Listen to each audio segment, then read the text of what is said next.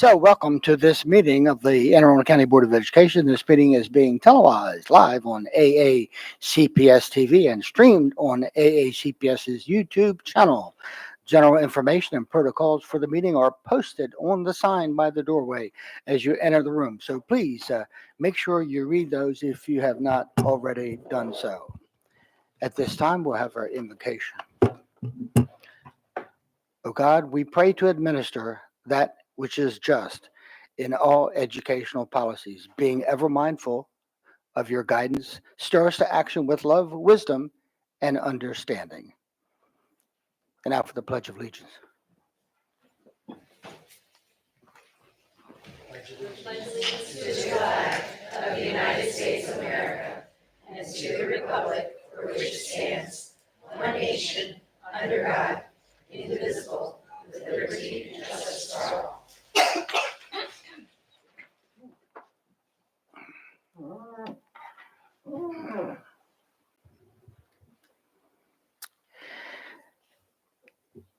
And now approval of the minutes. Do I have a motion?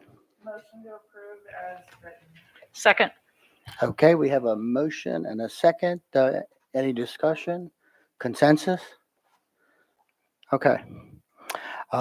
Establish agenda order, item 2.04. Do I have a motion? Move to approve agenda as written. Motion. Do we have a second? Second. Okay, any discussion? Consensus? Okay, thank you. So now we're moving on to item 2.05, recognition.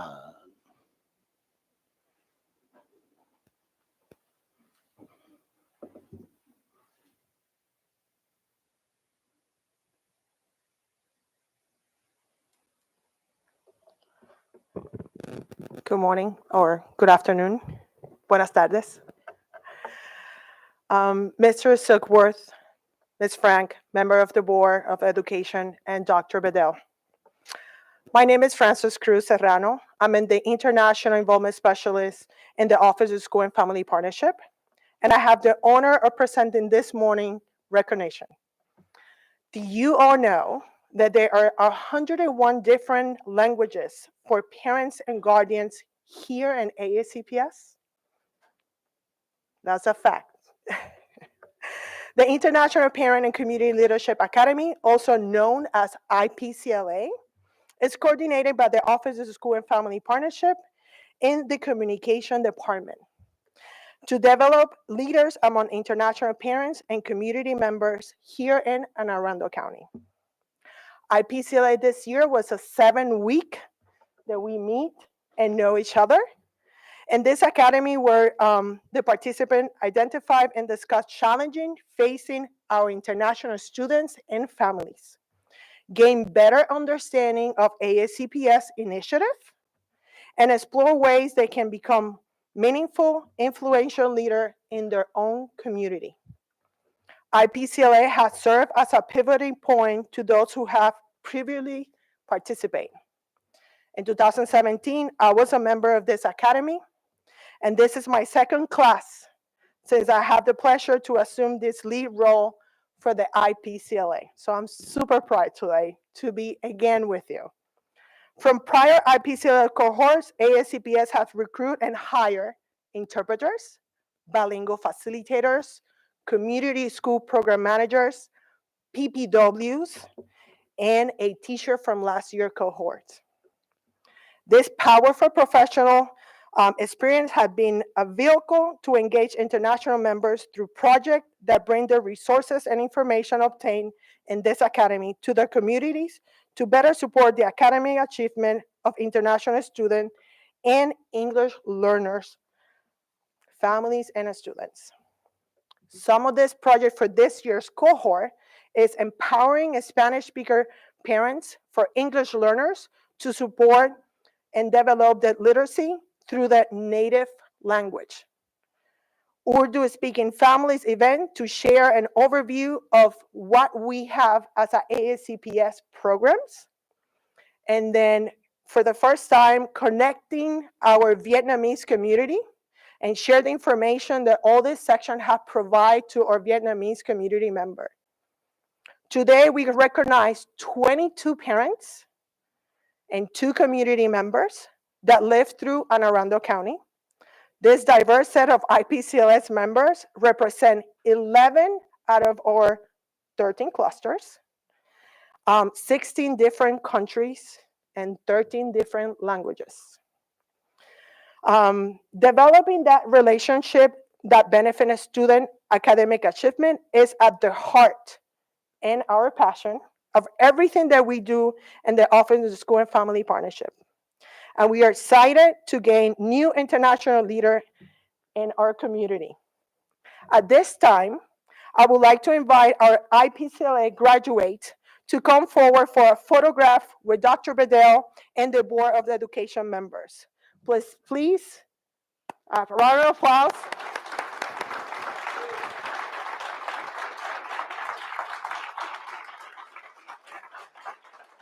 Back row. Yeah. Back row first. Yeah. So as they come forward, please join me in thanking them for their participation and commitment to ensure that their international student and family have the access they need to belong, grow, and succeed.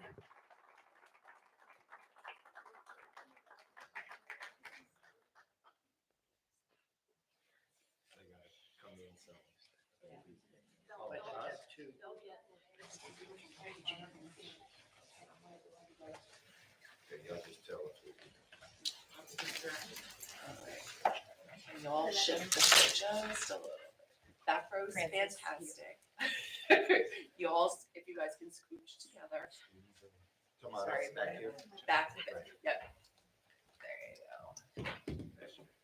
Si se quieren quitar sus etiquetas, ahorita es el momento. Y'all need to just scooch just a little bit this way. So we all need to take 2 steps that way. Dos pasos para su lado derecho, por favor. Yep.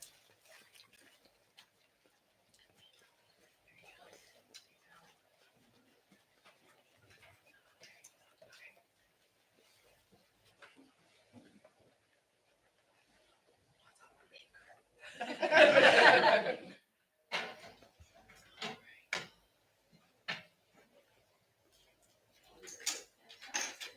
going to say a couple. Van a tomar unas cuantas, ¿ok? Let's go. Yep.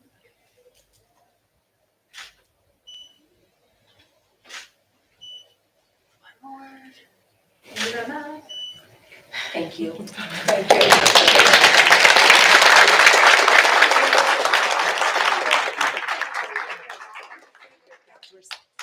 Just for a couple more.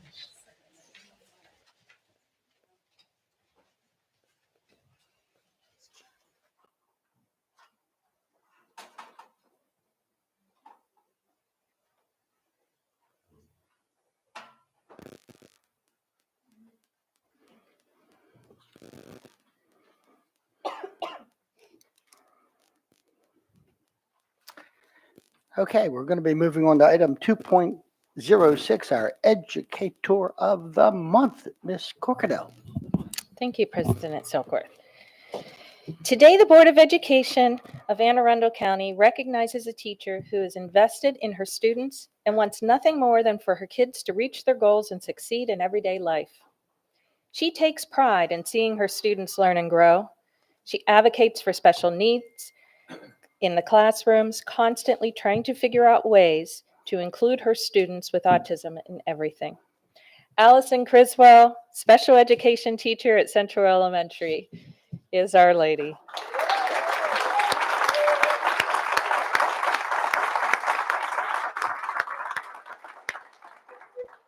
Her colleagues describe her as one of a kind. Special education teachers are amazing, but having nonverbal autistic students is an enormous challenge that Ms. Criswell rises to every day. Each day, Ms. Criswell reports to work with a smile and a positive attitude, ready to face the challenges of one of the hardest jobs. She does all that she can to motivate 6 nonverbal students and never complains. She comes up with new ways to stimulate and help her students grow and work tirelessly to implement those lessons on a daily basis. One of her colleagues, a teacher assistant, Said of Miss Criswell, I can honestly say she really cares about our needs and our mental and emotional health. She always offers to step in and constantly checks in on us. Miss Criswell makes sure the SPED, SPED, it's an acronym, guys, team at Central Elementary has everything they need. She writes an email at the end of each day to each of her students' parents, keeping them well informed. Allison, it takes a special person to do your job, even with its challenges. You don't skip a beat. The way that you persevere, even during aggressive situations, leaves your coworkers in awe. Allison Criswell, the Board of Education is proud to award you the Educator of the Month for April 2024. Congratulations. Please come forward to accept the award.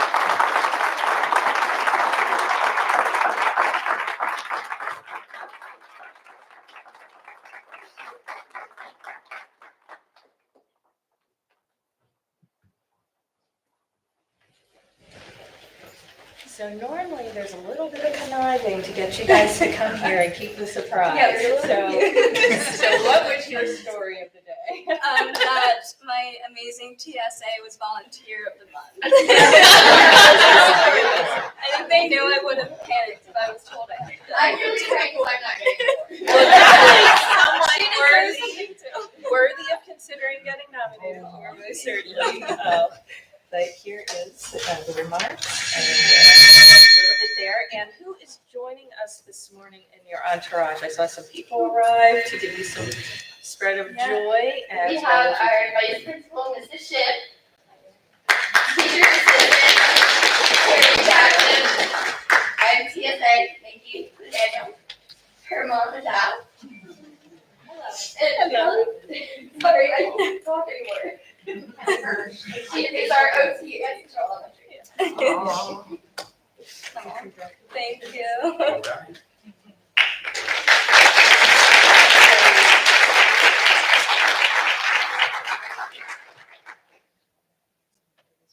Okay, thank you so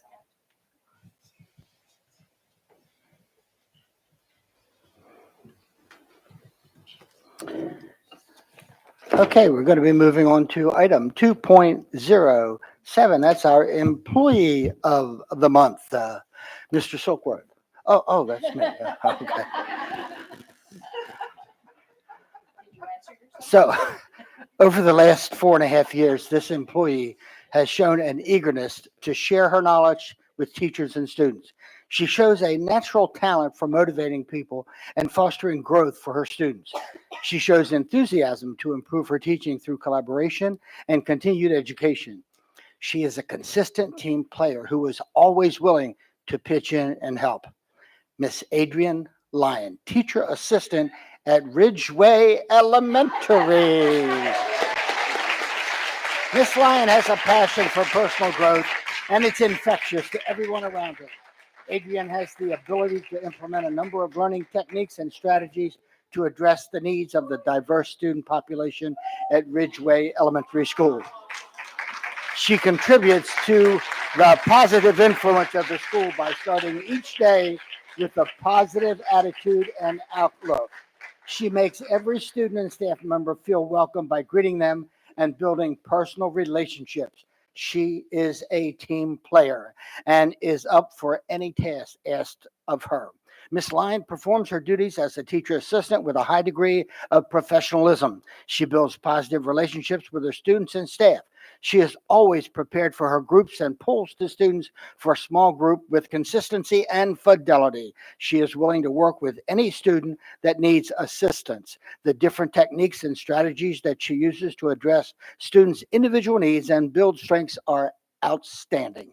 Adrienne Lyon, Anne Arundel County Public Schools and the Board of Education, thank you for your commitment to the students at Ridgeway Elementary School. Congratulations on earning Employee of the Month for April 2024. Would you please come forward to accept this award?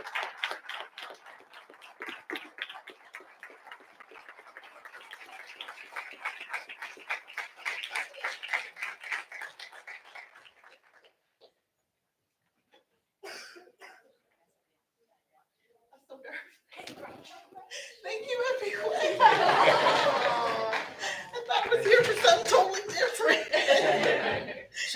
Would you let us know why you thought you were here? I thought I was here because of our celebration for Black History Month. So, you see some folks out there you know? Yes. You want to say something to them? You guys, I'm so speechless right now, and excuse me if I'm not articulate right now, but thank you so much. Behind every educator, it starts from the top. And I wouldn't be who I am if I didn't have the people surrounding me. That starts with the literacy team, it starts with the principals, and Amy Chipwood. What can I say? So, and then my family, their support. So, Anne Arundel County, we are phenomenal.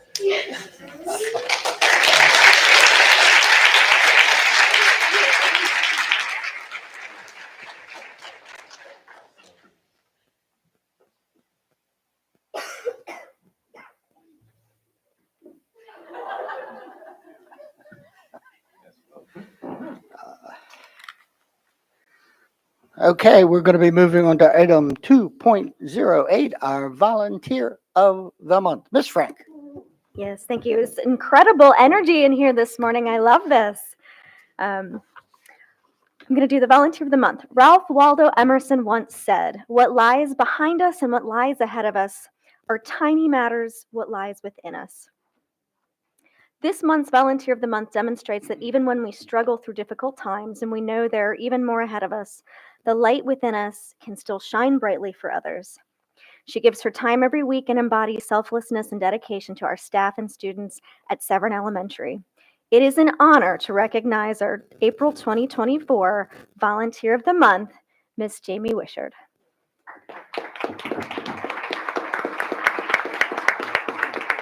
I hope I got that right. Miss Wishard has generously and consistently dedicated her time to the betterment of our school community. Every week, she faithfully volunteers to assist our first grade team, going above and beyond in all she does.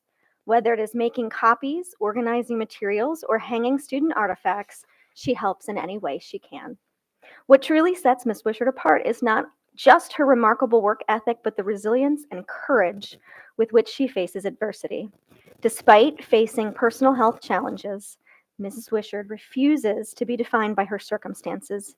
Instead, she exemplifies strength, perseverance, and an unwavering determination to make a difference in the lives of others. Miss Wishard comes in with a smile on her face and a willingness to help with anything and everything. Mrs. Smith, Severn Elementary principal, describes her as dedicated, resilient, and compassionate, and told us those 3 words don't even begin to capture the fullness of her gifts and talents. She always utters the phrase, "My pleasure," when helping, and her warm smile radiates throughout the building. Her selfless contributions have touched the hearts of everyone within our school community, and her unwavering dedication and spirit serve as a constant source of inspiration for all of us to remember what lies within us. Miss Wishard, you may always know that the challenges you face are outshone by your generosity to our students and staff.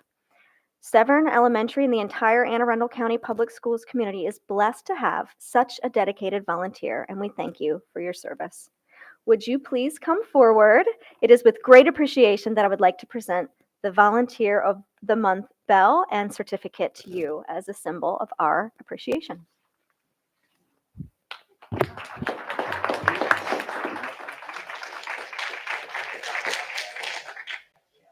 And we will gladly accept this. Yes, come on down. You can accept on her behalf. You do not see her. I am not Mrs. Wishard, but Did we scare her off? I don't know, but I will gladly accept this. So, and this is what was written about her. It's very, very sweet, and Thank you. somebody put a lot of effort into, making sure that she was appreciated. So I hope that she can watch the video later. And the bell is also for her. Thank So you. Thank you so much.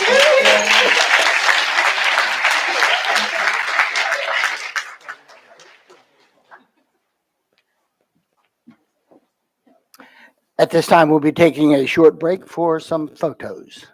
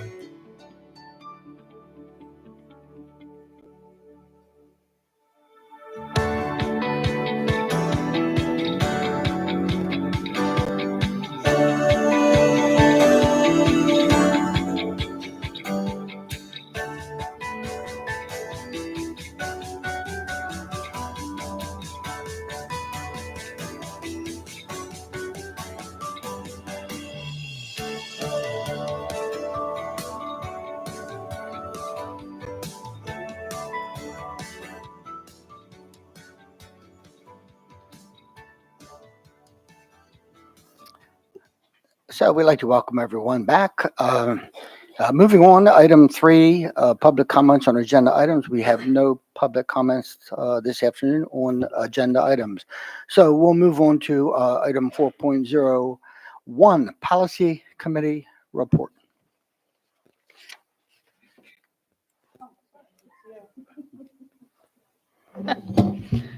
Sorry about that.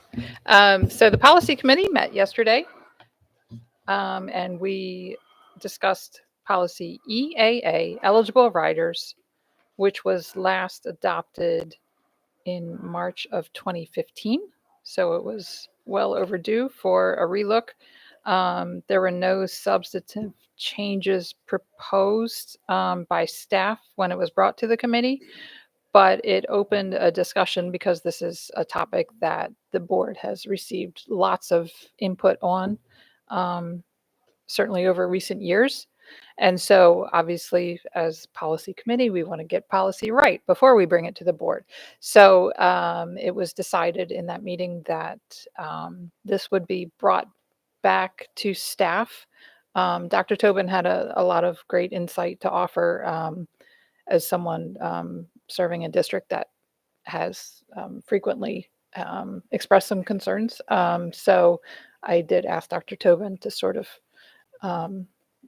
be the ears and the voice as the minds get together to see how we might be able to develop this policy further before it comes back to the board. So it will be brought back to the policy committee and hopefully be moved forward soon. Thank you. Dr. Tobin. I just want to add my thanks to Ms. Ellis and the other other policy committee members for entertaining the questions that I raised and being willing to take a little more time to examine this in a more fulsome way, because I think this touches on a number of things, not just in my district, but throughout the county. So much appreciation. Thank you. Thank you, Dr. Tobin. So we'll be moving on to item 4.02, the President's Report. On March 25th, I had the honor and the privilege, along with some of my colleagues, Dr. Tobin, Ms. Schauheim, Ms. Dent, and Dr. Bedell, to attend the 2024 Michelle Obama Awards. This annual ceremony recognizes women leaders in Anne Arundel County each March during Women's History Month. This year, we honored women who advocate for equity, diversity, and inclusion. This was held at the Maryland Hall.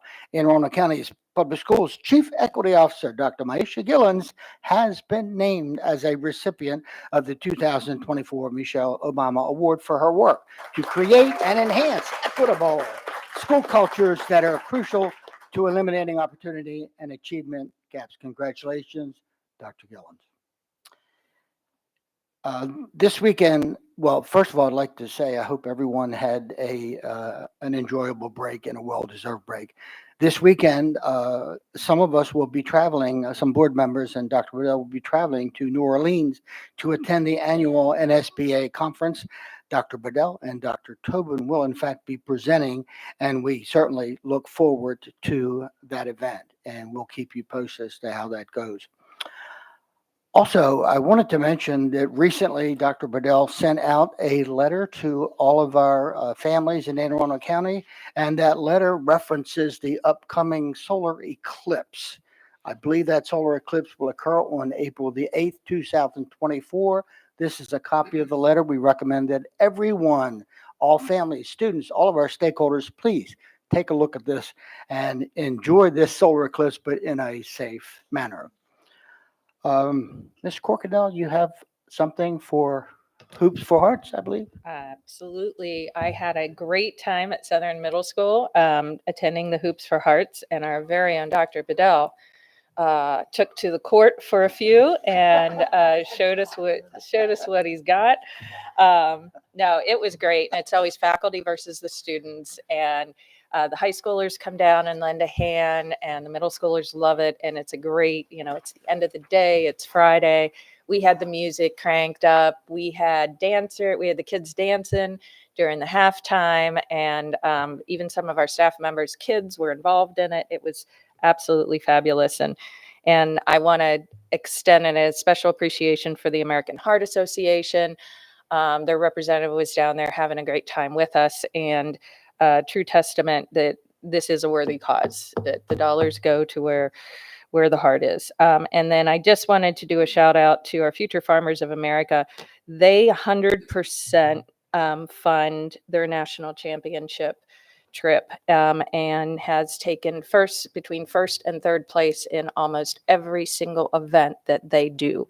And these are competing with school districts who actually have their FFA as a magnet program, not as a secondary item. And it was pouring rain on them on March the 23rd. But I wanted to thank the Riggs family for hosting the event.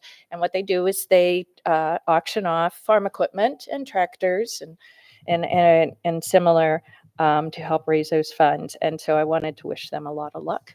And I know that their talent is going to well shine at the Nationals this year, and they always will represent us. Thank you, President. Thank you. Dr. Bedell. Yeah, thank you for that reminder, Ms. Corkadell. Absolutely had a great time with the middle school students over at Southern Middle School. Honestly, I just don't think they have a fighting chance to ever win if you bring back ringers from the high school level. And so I ran up and down We the do court. need to mix up the profile of the teams. I ran up and down that court 2 times, hit both jumpers, had a 100% field goal rate, and then I went and sat down. I just want to put that out for the record. And then also a couple weeks ago, I had an opportunity to go out and participate in the faculty and staff game at Chesapeake High School. Had a really great experience out there with the students and the faculty. So great opportunities for the students to get to know me a little bit better and for me to get to learn more about our community. So thanks for that reminder. Thank you, Dr. Bedell. I want to go back. I mentioned that some of us will be attending an NSBA conference this weekend.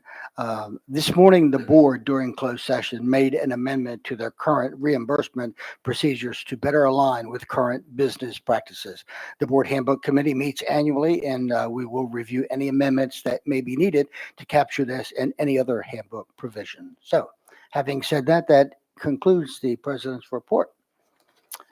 We'll move on to item 4.03, superintendent's report. Dr. Bedell. Thank you, Mr. President. I have a few items to cover today. The first one I would like to talk about is some news that came out over the break. 4-year graduation rates for the class of 2023. Let's start off with the positives. 11 of our 15 non-alternative schools have graduation rates of 90% or higher. Glen Burnie rose by 3.5 percentage points, and Northeast High School rose by 3.1 percentage points, leading our high schools in growth. Among student groups, rates for homeless students was up by more than 6.6 percentage points. English language learners rose 3.7 percentage points, and economically disadvantaged students, that increased 3.25 percentage points. So what I now want to talk about is the areas for growth. Our graduation rates, however, dropped by nearly a point to 87.68%. That's not acceptable. I know that it was a steeper drop the prior year. So in essence, there was some positive growth when you look at it from that standpoint. In fact, I think we were ranked number 17 in graduation rates for the class of 2022, and we moved to number 16. So while we regressed, we actually made progress against other school districts. My intention and my goal is to always make sure that Anne Arundel County is performing in the top 5 across all of these measurable indicators, and we won't stop at that. And so what I can tell you is that we've already put things in place. Immediately coming into this school district, we launched Project Graduation, which really allows for us to offer targeted supports to support our schools. This was our first year of full implementation of that initiative. We know exactly where our schools are. We know what the lowest rate potentially will be based on projections, and ultimately there's a ceiling. And we feel really good about this progress that we're making because of the focus, and that there will be, I think, some pretty good recovery in this school district from that standpoint. Additionally, we've also did some reorganization. As you all know, we've gone through a phase one of the organization, and we're just now getting ready to implement phase two. This will allow for us to have realignment of school supervision into networks, and we believe having more expertise of assistant superintendents working that have high school experience with high schools, those working with middle schools that have experience, and in some cases elementary experience. We think that that's going to help pay even further dividends to this work.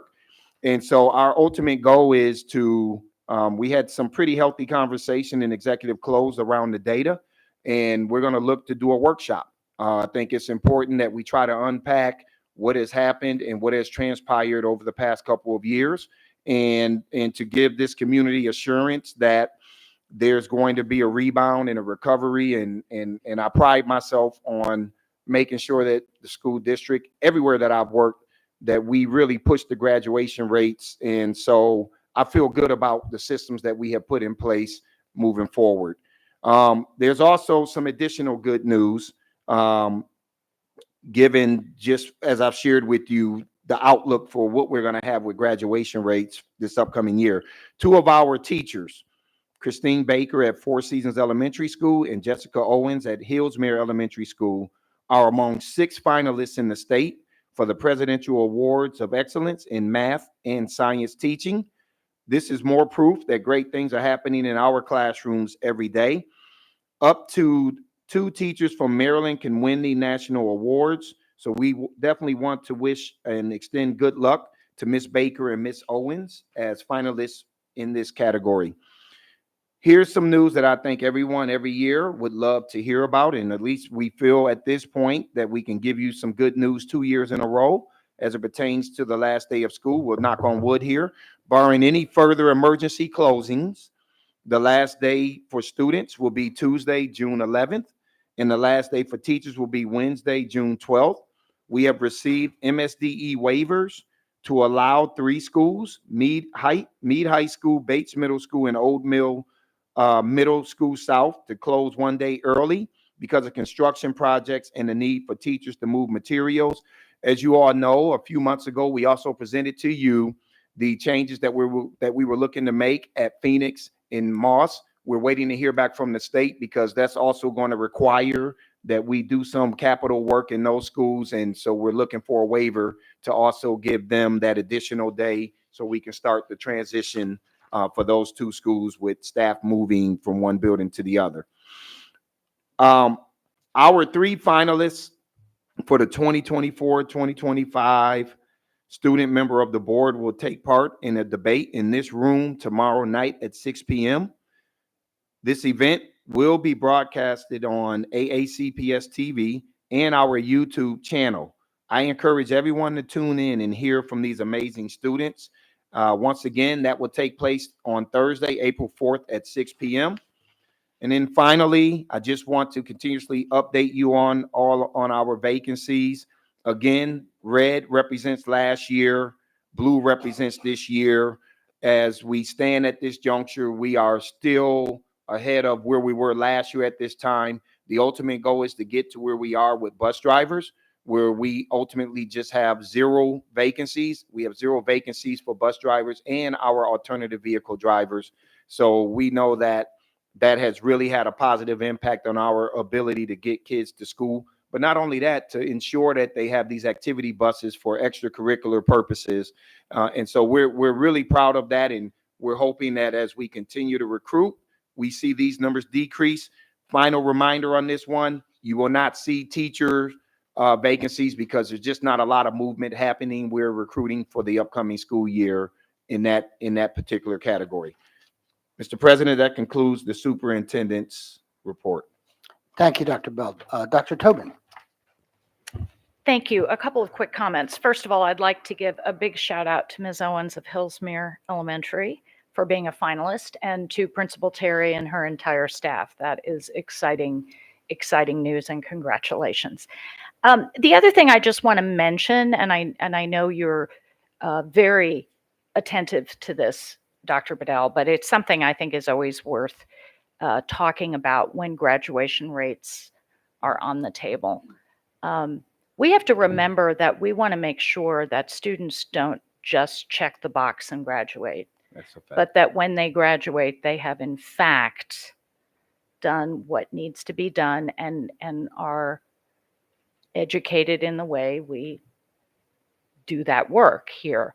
So I'm thankful for your sharing that information. I look forward to the workshop, and I also think it's one of those things that as the public discusses this issue, as they should, that this is something we also understand is about ensuring that I know something that's been of concern in my district over many, many years was the idea that students were quote unquote passed through.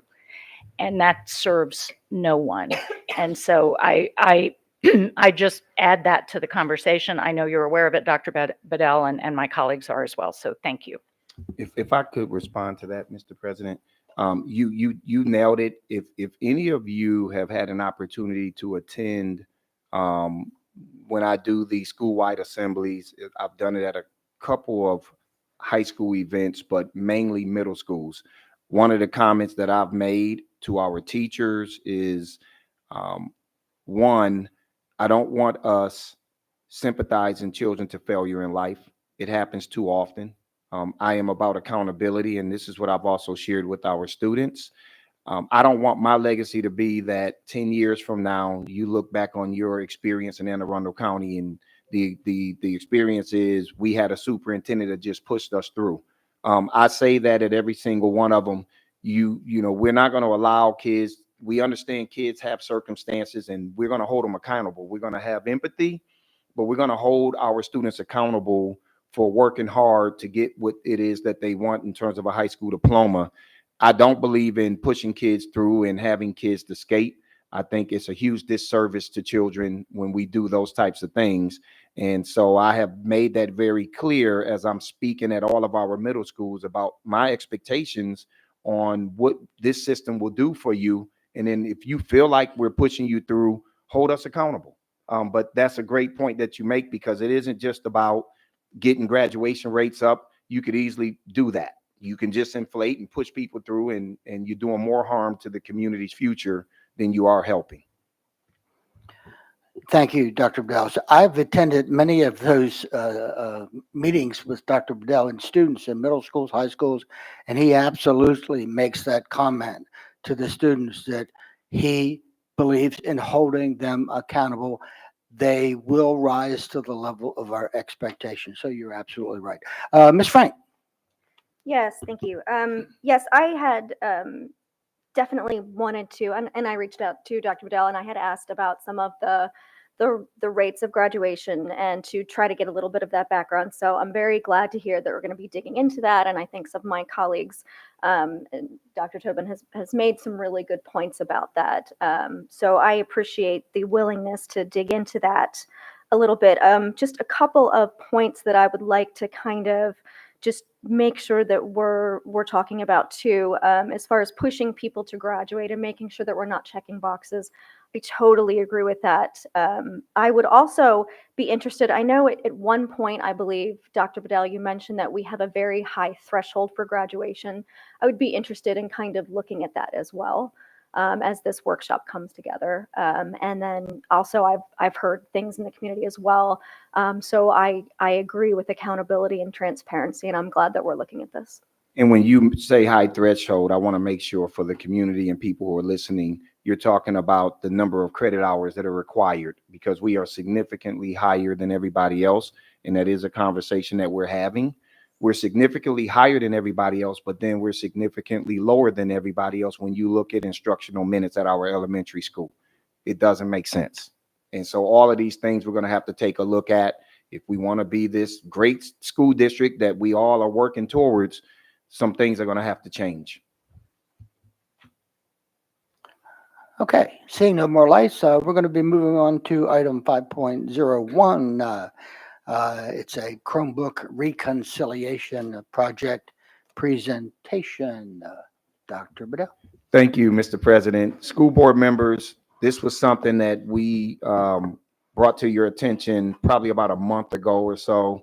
It required that because things had kind of leaked out, that we had to put stuff out prematurely to the community. And we had a schedule on how we were going to roll this out. One was to do a formal presentation to the board and the community about this initiative that we're going to do around increasing accountability for these devices.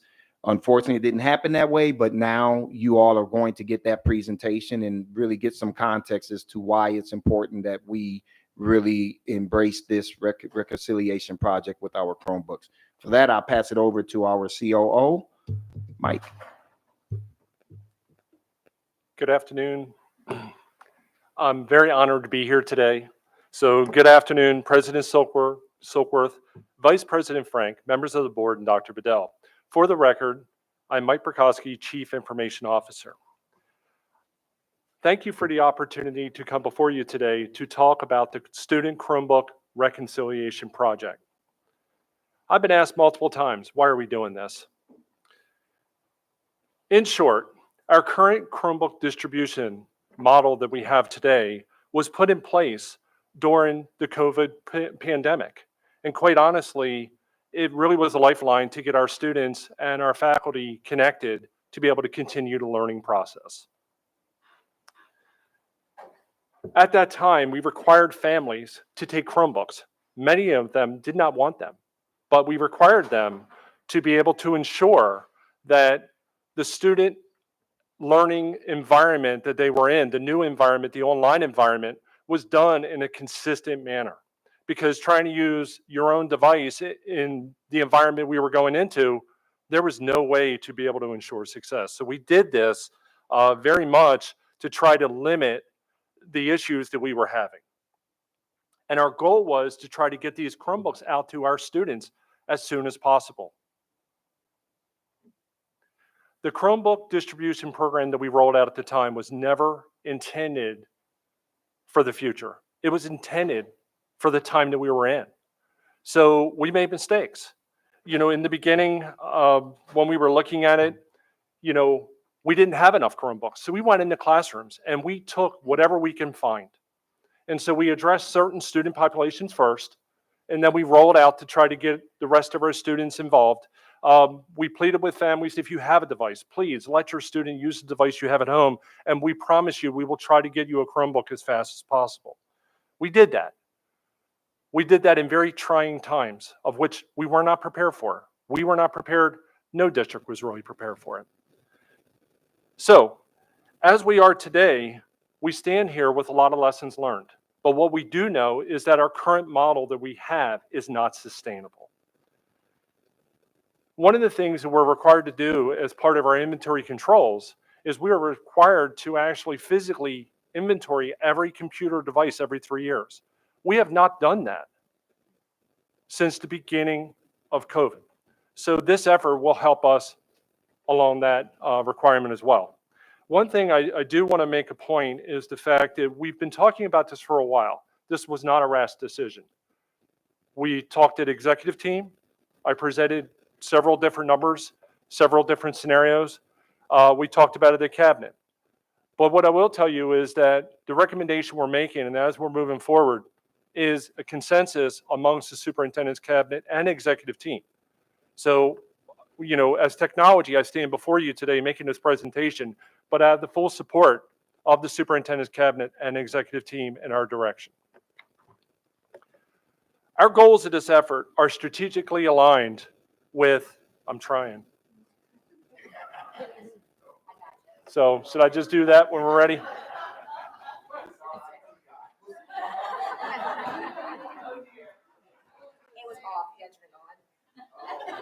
Bob, I hold you accountable. All right, I'll start from the beginning. No.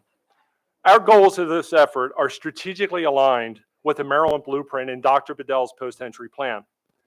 Pillar number 3 focuses on work-based learning and apprenticeships. Our students, as part of this effort, will have an opportunity to participate. I'll get to that in a bit. To meet pillar number 4, we aim to ensure that we have enough computing devices in our schools for our students to be able to participate in the academic needs. This could be a Chromebook, this could be an Apple device, or a Windows device, depending on what our curriculum requires. Dr. Bedell's post-entry plan laid out 5 distinct goals, underscored by the need for accountability for us to become a great school system. Accountability and responsibility for the appropriate care and treatment of our computing devices will help us ensure that we have available devices in schools for our students to use. It will also reinforce public trust in our fiscal responsibilities as well as sound stewardship. As of March 10th, we have issued over 83,000 Chromebooks to our students. Some students have more than one device due to a variety of reasons. However, some students still come to school with a broken Chromebook or without their device at all. If this remains the case, we will not have enough spare computing devices in our schools to be able to ensure that our students have a dedicated working device to participate.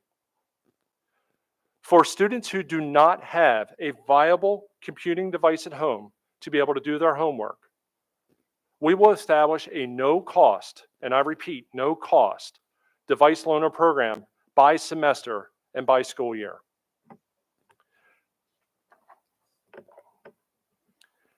As mentioned earlier, we must reestablish expectations for our students and our families with respect to their responsibility and accountability when they are in possession of our technology.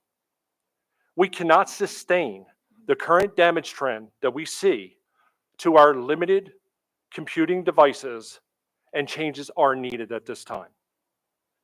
Since January of 2020, we have incurred more than $4.1 million in cost to repair over 45,000 instances of damage, some of which were intentional. Many Chromebooks have been repaired more than one time, thus reducing their overall lifespan. The Chromebook Reconciliation Project is the first in a series of planned activities intended for us to reposition our technology to meet post-COVID student access needs. The academic and technology divisions are also working strategically behind the scenes to modernize the long-standing and successful technology refresh program. But it is time for a change. Our technology refresh program has run for a long time, but we never had the volume that we have now. Many schools have converted traditional computing labs to much necessary classroom spaces. Therefore, the needs for some of these desktop computers is no longer there. We need more mobile devices. We need to be a mobile educational system. Beginning FY26, the technology refresh budget will reflect computing needs in alignment with our new strategic plan to be announced in the coming months. Many families have asked for affordable device insurance options. As you can see, there will be 5 options to choose from. I want to point out that accidental, lost, and stolen device coverage will be included. Intentional and malicious damage will not be covered. More information on these options and how to sign up will be included as part of our communications of the device loaner program at the beginning of next school year. In January of 2020, AACPS was not a one-to-one student-to-device school district. As mentioned earlier, we went into classrooms and we took every available Chromebook. As you can see, 32,193 does not equal 84,000. So, to switch to online virtual learning, it came with many challenges and obstacles that we were just not prepared for, as I mentioned.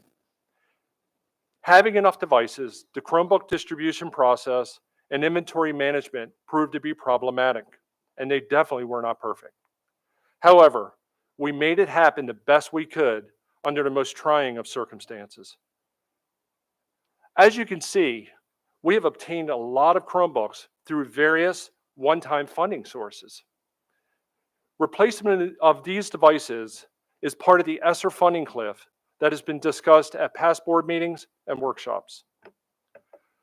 I want to point out that the current inventory amount of $141,698 includes devices that have been reported lost, stolen, and damaged beyond repair. This reconciliation effort will allow us to baseline our current available Chromebook inventory on hand. Technically, we have 4 models of Acer Chromebooks in our inventory. The Acer 731 model, which is not listed here, is still in our inventory system, even though it expired in June of 2022. The reason why is we use them for organ donors. We use them for parts. So, that reduces our overall repair cost the best we can.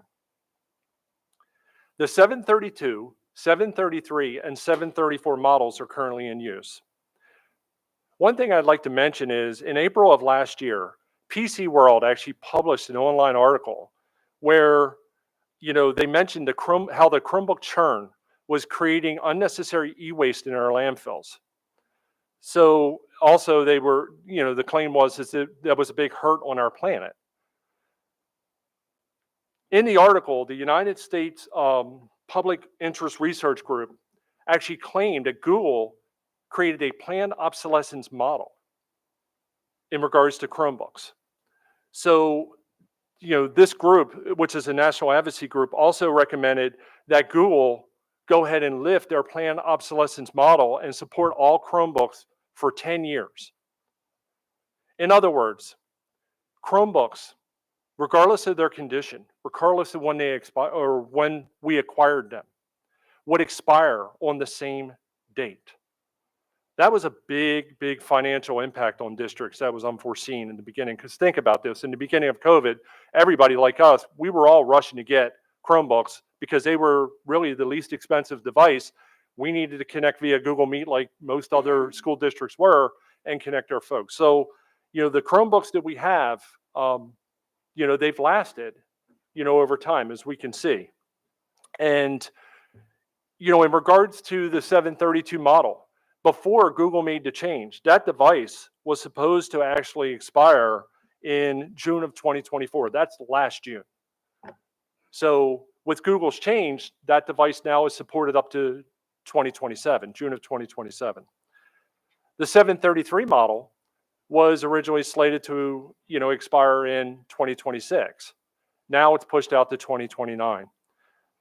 That obviously to us in AACPS, that was a huge cost savings because we were looking at that as part of the ESSER funding cliff and we're able to remove that request in our budget request that we sent forth to you. The 734 model was that was a fairly new model at the time, and that was not really part of that whole expiration. So when it came out, 2031 really was the date for it.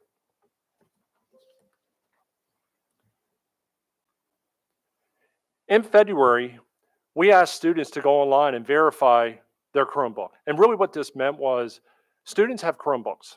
They may have the Chromebook we gave them, that we issued them, or they may have a Chromebook that they were in class and picked up somebody else's Chromebook because it looked exactly the same.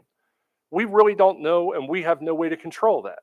So what we were trying to do and what we are trying to do is we're trying to match up our students to our Chromebooks to figure out who is actually in possession. So we need to do that for several reasons, but one of the biggest reasons is we need that for our planning process for when we start the reconciliation, because we have to expect how many Chromebooks are we getting at each school. And then we can start to plan our process for how we're going to bring them in, recondition, repurpose, and then move them back out in the schools. We have contracted with Daily Computers to plan, manage, execute the collection, the reconditioning and redistribution of our Chromebook fleet. That's not something we can do right now with our current staffing model with all the other things we have to do. Daily will provide all the logistics and facilities required for this effort.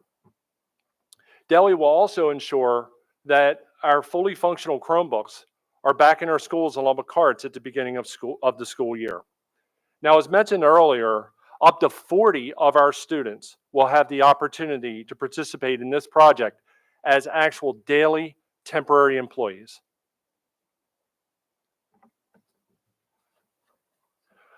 Blueprint calls for students to have work-based learning and apprenticeship opportunities.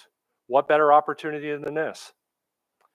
As part of this initiatives, students will be required to actually interview for the job. They'll gain valuable entry-level work experience. They will earn $15 an hour. They will also enhance their resume, establish a work portfolio, and also establish business references. It's a win-win. In partnership with our transportation division, we will provide transportation to our students who are unable to drive themselves to Daly's computer facility in Rosedale. The centralized student pickup location is yet to be finalized. We're really looking to find out where our student applicants are going to come from to strategically place the bus in the best possible spot. The standard workday for students will be 9 a.m. to 3 p.m. This works around student schedules. If they work 9 to 6 or so, they probably wouldn't get home till 7:30, 8 o'clock. So, we work with Daly, and we were able to figure out a model to be able to get students there by 9 and have them leave by 3 o'clock. And any student that actually drives themselves will actually have the opportunity to be able to work additional hours. Daly Computers has been a trusted partner to AACPS for the last 23 years, and they have experience with similar projects using students in other districts. Our goal is to grow this partnership to include our students, not only in efforts like this, but in our technology refresh projects as we go forward, because we may have replaced 10 to 15,000 devices a year, and now that we have more Chromebooks, it'll be even more than that. Also, we'd like to use this as a jump board to be able to establish a more effective model to work with our students in other technology projects, maybe even with other partners.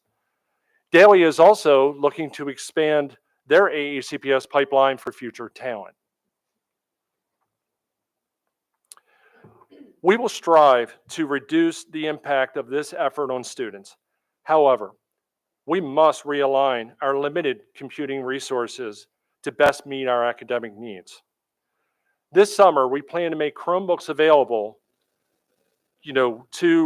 for several programs that have been identified or even request. One of the more interesting requests that I received was, and it was something we did not even discuss, but what came to us from one of our families was, we have students that are preparing for our SATs that they're going to take them in August.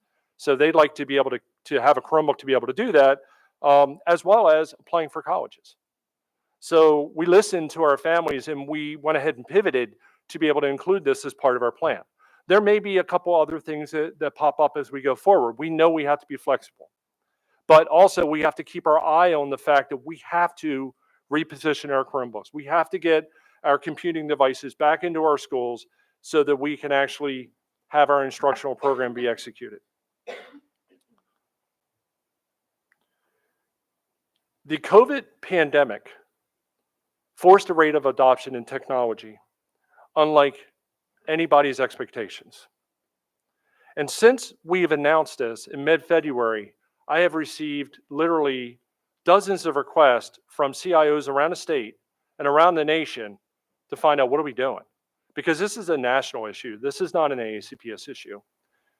We just happened to take the brave stance of, we need to address this now.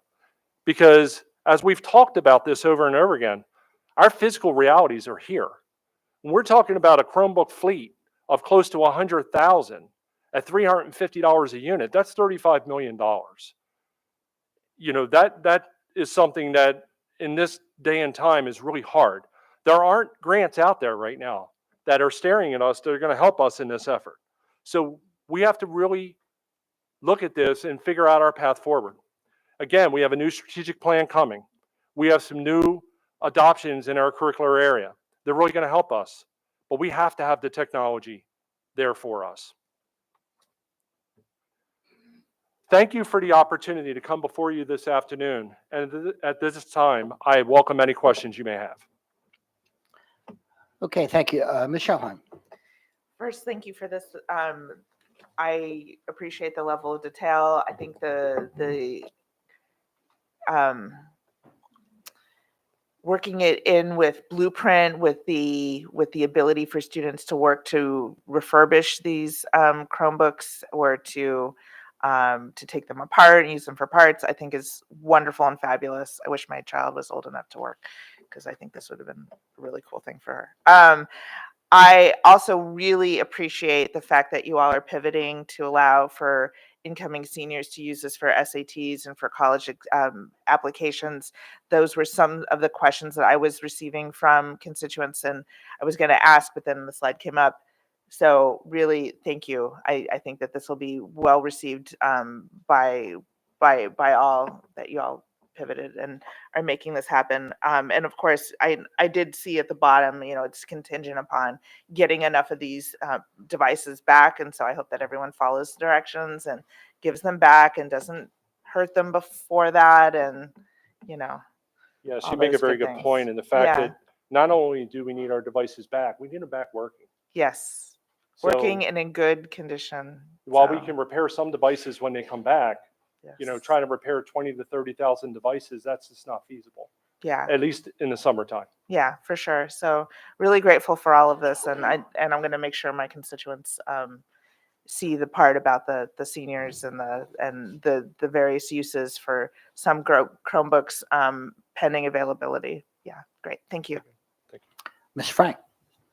Yes, I'm glad you're welcoming questions, because I have a lot. And if you need to cut me off and come back, that's fine too. So the first thing I wanted to ask about, Rosedale, forgive me, logistically, I think that commute just got a bit further. Is that going to be impacting this project? We are waiting to see what the traffic implications are at this point.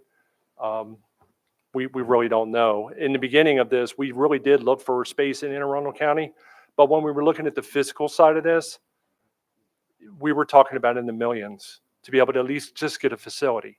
Yeah, and Rosedale is already pretty far, so I think that might be prohibitive to some folks. I'm glad to see that you started in Anne Arundel, and certainly if that's a possibility, or if there's a workaround on that, I definitely would be interested in finding a closer solution if there is one out there. It sounds like you probably covered that base, but that does present some new tricky challenges.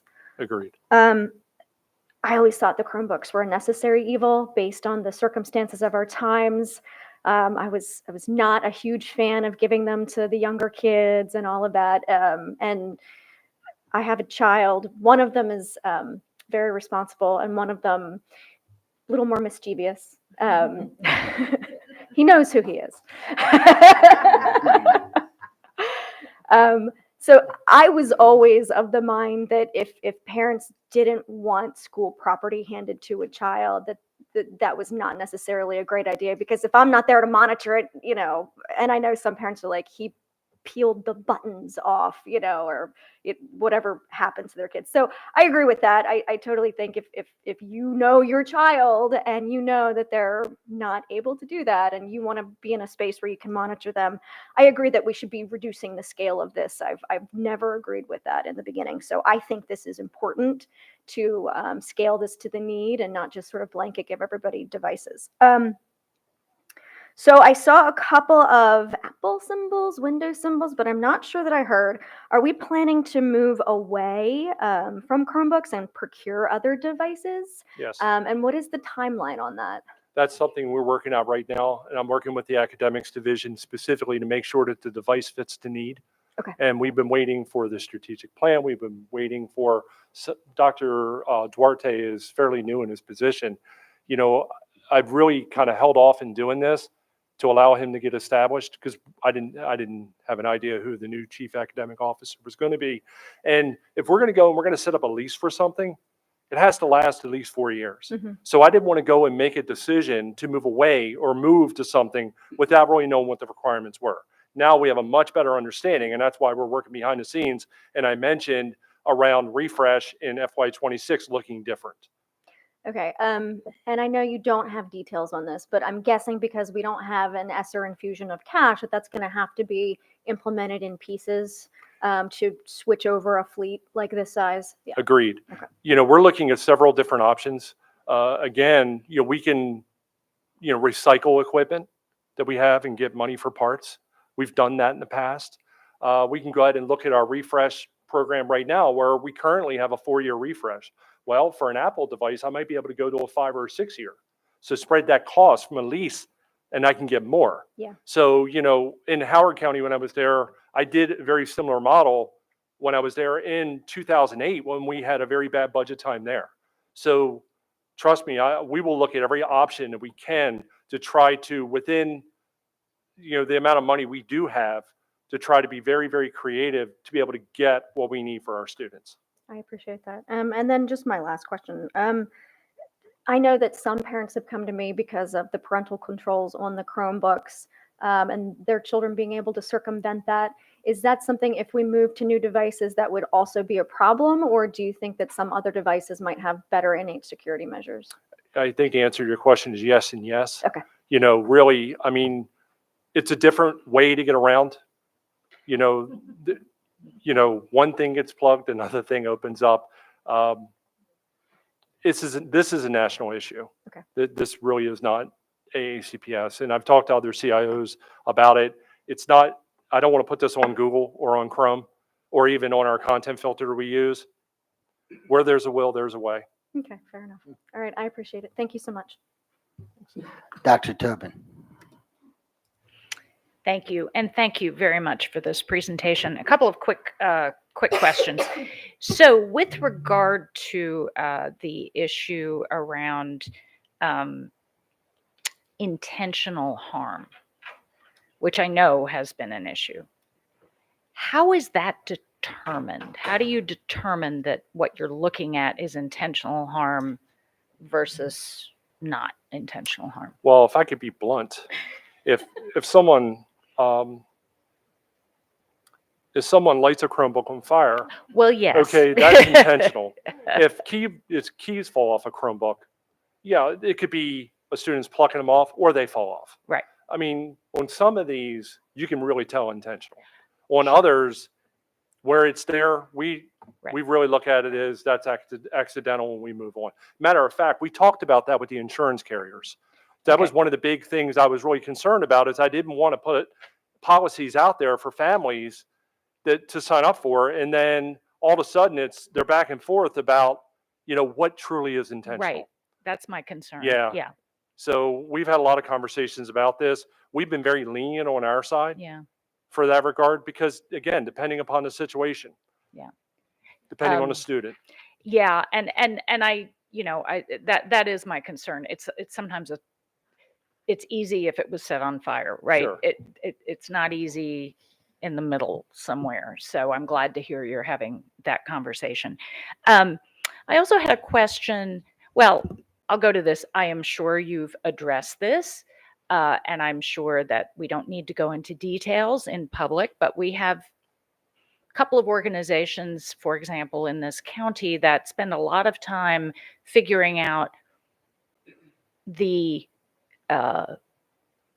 fact that certain brands are more secure than others. And by that, I mean internationally, not just with regard to particular firewalls. So I'm assuming when we decide what we lease or buy, we take that into account, depending on the manufacturer, those kinds of things. So absolutely. Great.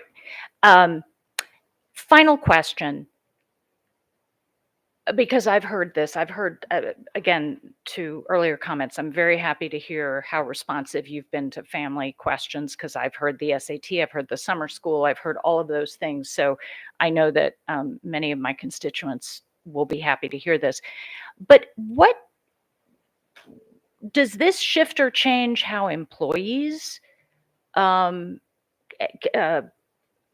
they buy the same insurance? All of that. Yeah. Not part of this presentation, but yes. Okay. So with the same company, we actually have a separate employee insurance program to where it's optional and employees can sign up. We just haven't sent the information out. We were planning on doing that a little bit later as well. Okay, great, because I have heard some concerns around that. So thank Absolutely. you Thank you, and thank you for everything. This has been an interesting few years where everybody had to pivot into something that they weren't expecting to. And so to you, your staff, and the many other people who have been, paddling under the water as we've handled this, thank you. Thank you. So thank you, Dr. Turpin. I also shared some of the concerns about damage versus wear and tear. Agreed. As someone who issued thousands of textbooks in the classroom and who collected them back and had to make decisions about, is this wear and tear or what? I was always rather flexible, but I did hold students accountable. So I'm glad to hear what you said about that. So how well we are positioned, I'm wondering how well we are going to be positioned if we have an event where students are not, they can't go to school, they're working at home synchronously. That's all going to be dependent upon our collection process. We have to have devices. It's plain and simple. If we don't have enough devices, we can't connect families, can't connect kids. So, one of the things as well we're really trying to do with this, and I didn't get into a lot of the detail because I don't really feel like this is really the time because we haven't worked out a lot of our internals. But let's just say we start, leaning more towards the Apple and Windows at the secondary level, at the high school and secondary level. Then you start looking at the more appropriate devices, at the primary grades. And so is it a Chromebook? Is it an iPad? I mean, that's really the conversations we're having now as we go forward, because our needs pre-COVID and our needs now are totally different. So, and it's funny because I don't know how many of you all remember Skip Lee, and I always use the Skip Lee thing that one day I remember sitting in a meeting with him, and he said, does curriculum and instruction drive the technology we need, or does technology drive what we do in the classroom? And I'm like, absolutely, you're right. I mean, we're all about education. That's what we do. So this is a time where, we're using the opportunity, and we're going to right size ourselves as we go forward. And obviously it will not be perfect. We will have challenges, but I will commit to you that my staff will do everything in our power to limit the impact on our kids and on our teachers to make sure that we do not impact what happens in that school. It makes me wonder what the data would show about how many of our students and their families would not opt for a Chromebook because they already have something. So if we have 85,000 students, are we talking about, and I know you don't know this, Right. but are we talking about half or, I mean, because that's going to have a really impact. And not only, it's not only that they'll have computers, but what they'll have, what they will need in order to be able to be connected. Right. Let me speak to that one. Because I think we talked about this in cabinet, or when you did your dry run with us. And I could tell you from the parental perspective, it's going to be a lot easier for me to control access to a device in my house for my daughter, okay, than to say, bring that laptop from upstairs, drop it off on this dresser. I think you're going to find a lot of parents with this initiative who will say, we have a device at home that we have a lot more control over, and we will choose to operate that way. And I think it is going to free up a number of devices. And we have to also take into account the amount of wealth in this county. We're talking about a 42% free and reduced lunch district based on what we have been able to identify. Even if it's at 50%, that's going to be a significant amount of families that will probably say, we have the devices at home. So I think we're going to be in much better shape than probably even anticipated before we launched this initiative. Thank you, Dr. Bedell. Ms. Corkadell. Thank you. Thank you, Michael. So just to follow up on just a couple comments I had heard, I wasn't planning on asking you any questions actually, but I will say with the public library now distributing Chromebooks as well to families, I think could be an opportunity with a little bit of data share there between our partners at the library and ourselves, maybe further add to the knowing what families already have one versus a need, because the same taxpayer could be, in theory, paying for 2 Chromebooks for one family, instead of per student. And that may be something you guys already thought of. Actually, I'm glad you brought that up because I am part of the Anne Arundel County Digital Equity Work Group. Oh, So cool. that is the library, the community college, the government, and ourselves. And so in regards to the Chromebook distribution, I was part of Cool. that whole grant process and have gone to some of their events, but they're really targeted on adults as opposed to students. And we talked about that in the beginning. We received 7,000 Chromebooks through an emergency connectivity fund grant last year. The county received 7,000 additional ones with another grant for a different target. If we would have went after basically the same pot of money, we wouldn't have gotten it. Correct. And Yeah. so we pivoted and we're like, let's connect the adults, even though the adults may have students in the home. Because what we find that the parents are actually using student devices. Well, I was going to say, during COVID, we encouraged for wellness for them to use our devices to access doctors and other types of services that they needed for their health and well-being. And winding that now back to it's a device for education. You're not going to be able to get there, nor should we necessarily. That's not a good community wellness model. But I do like what you said. My real bigger comment wasn't the library, was actually, because I know a lot of our vets are going to be taking advantage of that, veteran and our military folks. But the AI piece, and I believe Ms. Schallheim attended it too, and this was during the Equity and Federal Advocacy Symposiums in January in DC. And the gentleman was showing us a career initiative that they had done with AI. And the idea is it's creating a career track. It's a CCR program, effectively. And the biggest challenge when he goes to consult with other districts, predominantly the smaller ones who don't have the U in the room and all that, is the devices are not able to meet the needs of the career path that the kids need. And the career path that the device supports is no longer a viable career. In other words, it's going away, it's becoming antiquated, and this is taking its place. And so when you said that, is our resources meeting the needs of the curriculum that we need, or in academics, or the other way around? I definitely support us systematically developing a plan to get us closer to there, because there was no way for us to be there initially based on the circumstances, but now we can see that. And I'm liking what I'm hearing and seeing so far, and I love the collaboration and the hammering out of the glitches, and I'll continue to be a fan. I like where we're going, and I'd love it for our devices to be able to support an AI engineer as well as a gaming developer or architect too. So, but I'm a parent of a computer science family and a spouse of one too. So.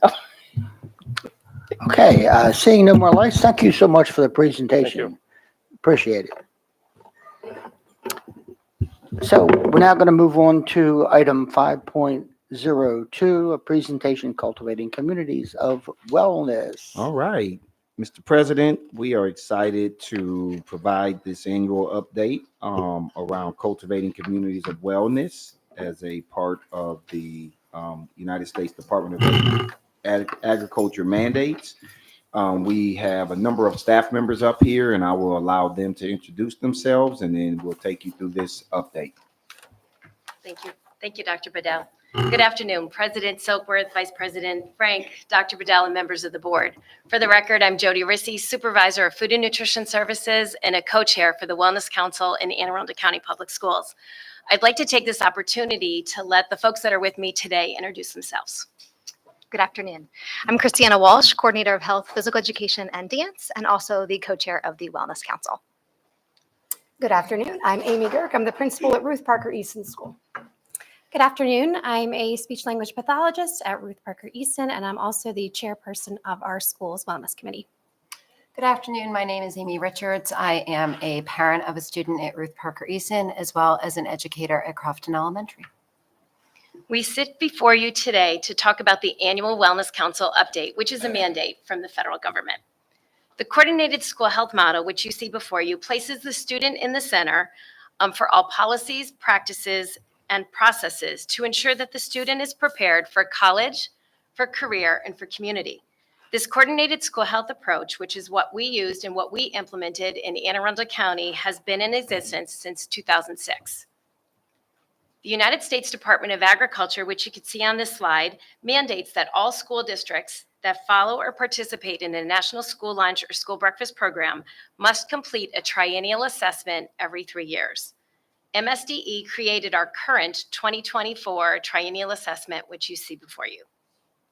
And once again, we had 100% completion, and we were the first district to have this of all school surveys that we gave out to the schools.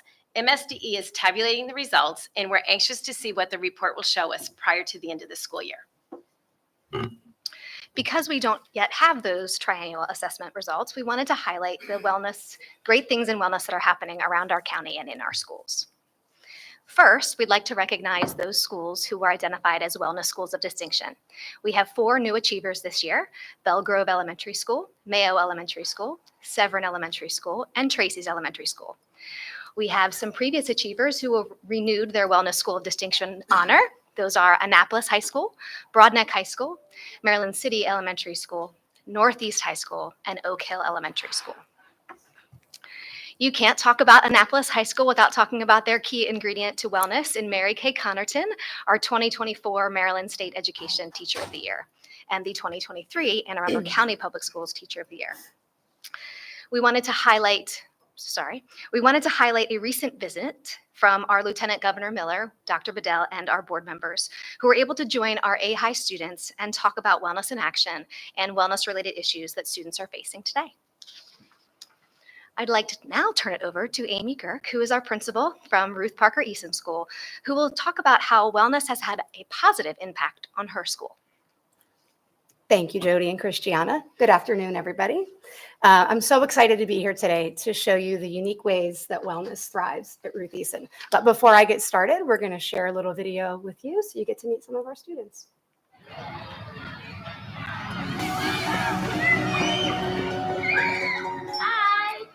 Hi. Hi. Hi.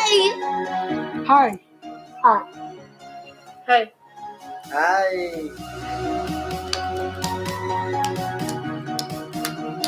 Yay! Hello. Welcome to Ruth Parker Eason School. Wellness is a big part of your school community. As part of the AACPS continuum of educational programs, Ruth Parker Eason is a public separate day school serving students with special needs, ranging in ages from 3 years to 21 years of age. Our academic program is aligned to alternate standards, which include all areas of academics. Additionally, we have a heavy focus on Communication, behavior, daily living skills, vocational skills. We are proud of your unique school and are thrilled to have this opportunity to show you the inclusive ways in which wellness is mixed into our school. Each and every day, our students work hard to acquire and generalize skills. Our staff are dedicated to meeting the complex needs of every learner, and our families navigate the complicated journey of a school for a child with significant disabilities.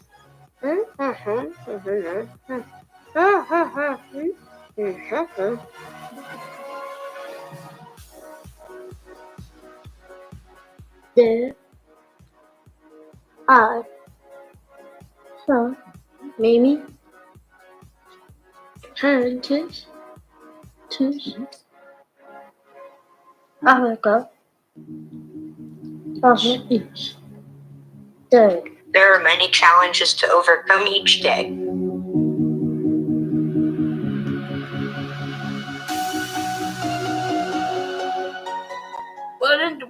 For everyone. Wellness is important for everyone. We keep wellness in mind when planning for student learning, professional growth, and family engagement. Today, you will learn about the creative ways in which wellness thrives at Ruth Parker Eaton School. We hope enjoy our video and see school action. Bye. Bye. Bye. Bye-bye. Bye. Yay! You did such a great job. Bye. Bye. Bye. Bye. Good, Joe. Yeah. I have to get going. See you later.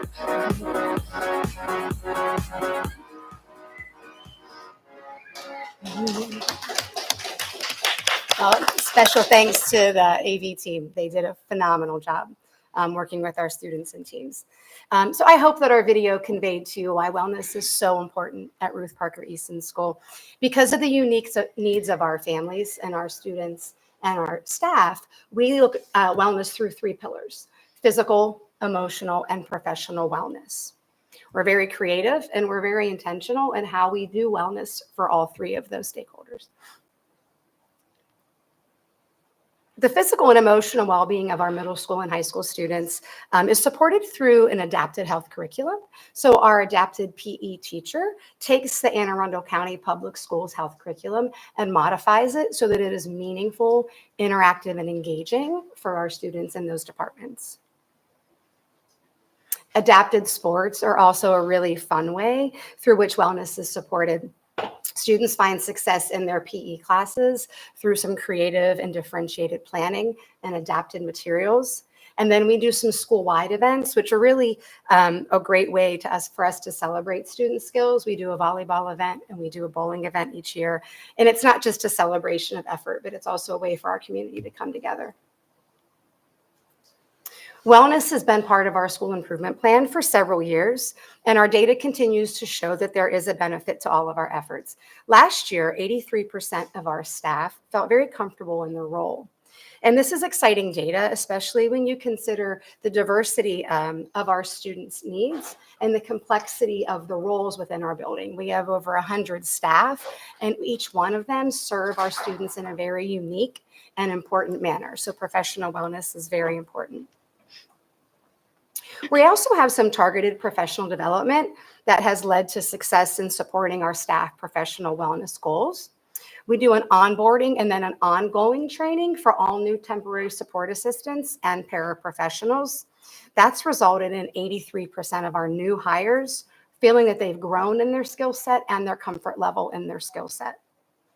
Additionally, we do an annual ED camp style of professional development, and this is a peer-to-peer PD, and it's also needs-based, and that has been highly effective with 84% of our entire staff feeling that that professional development has supported their professional wellness.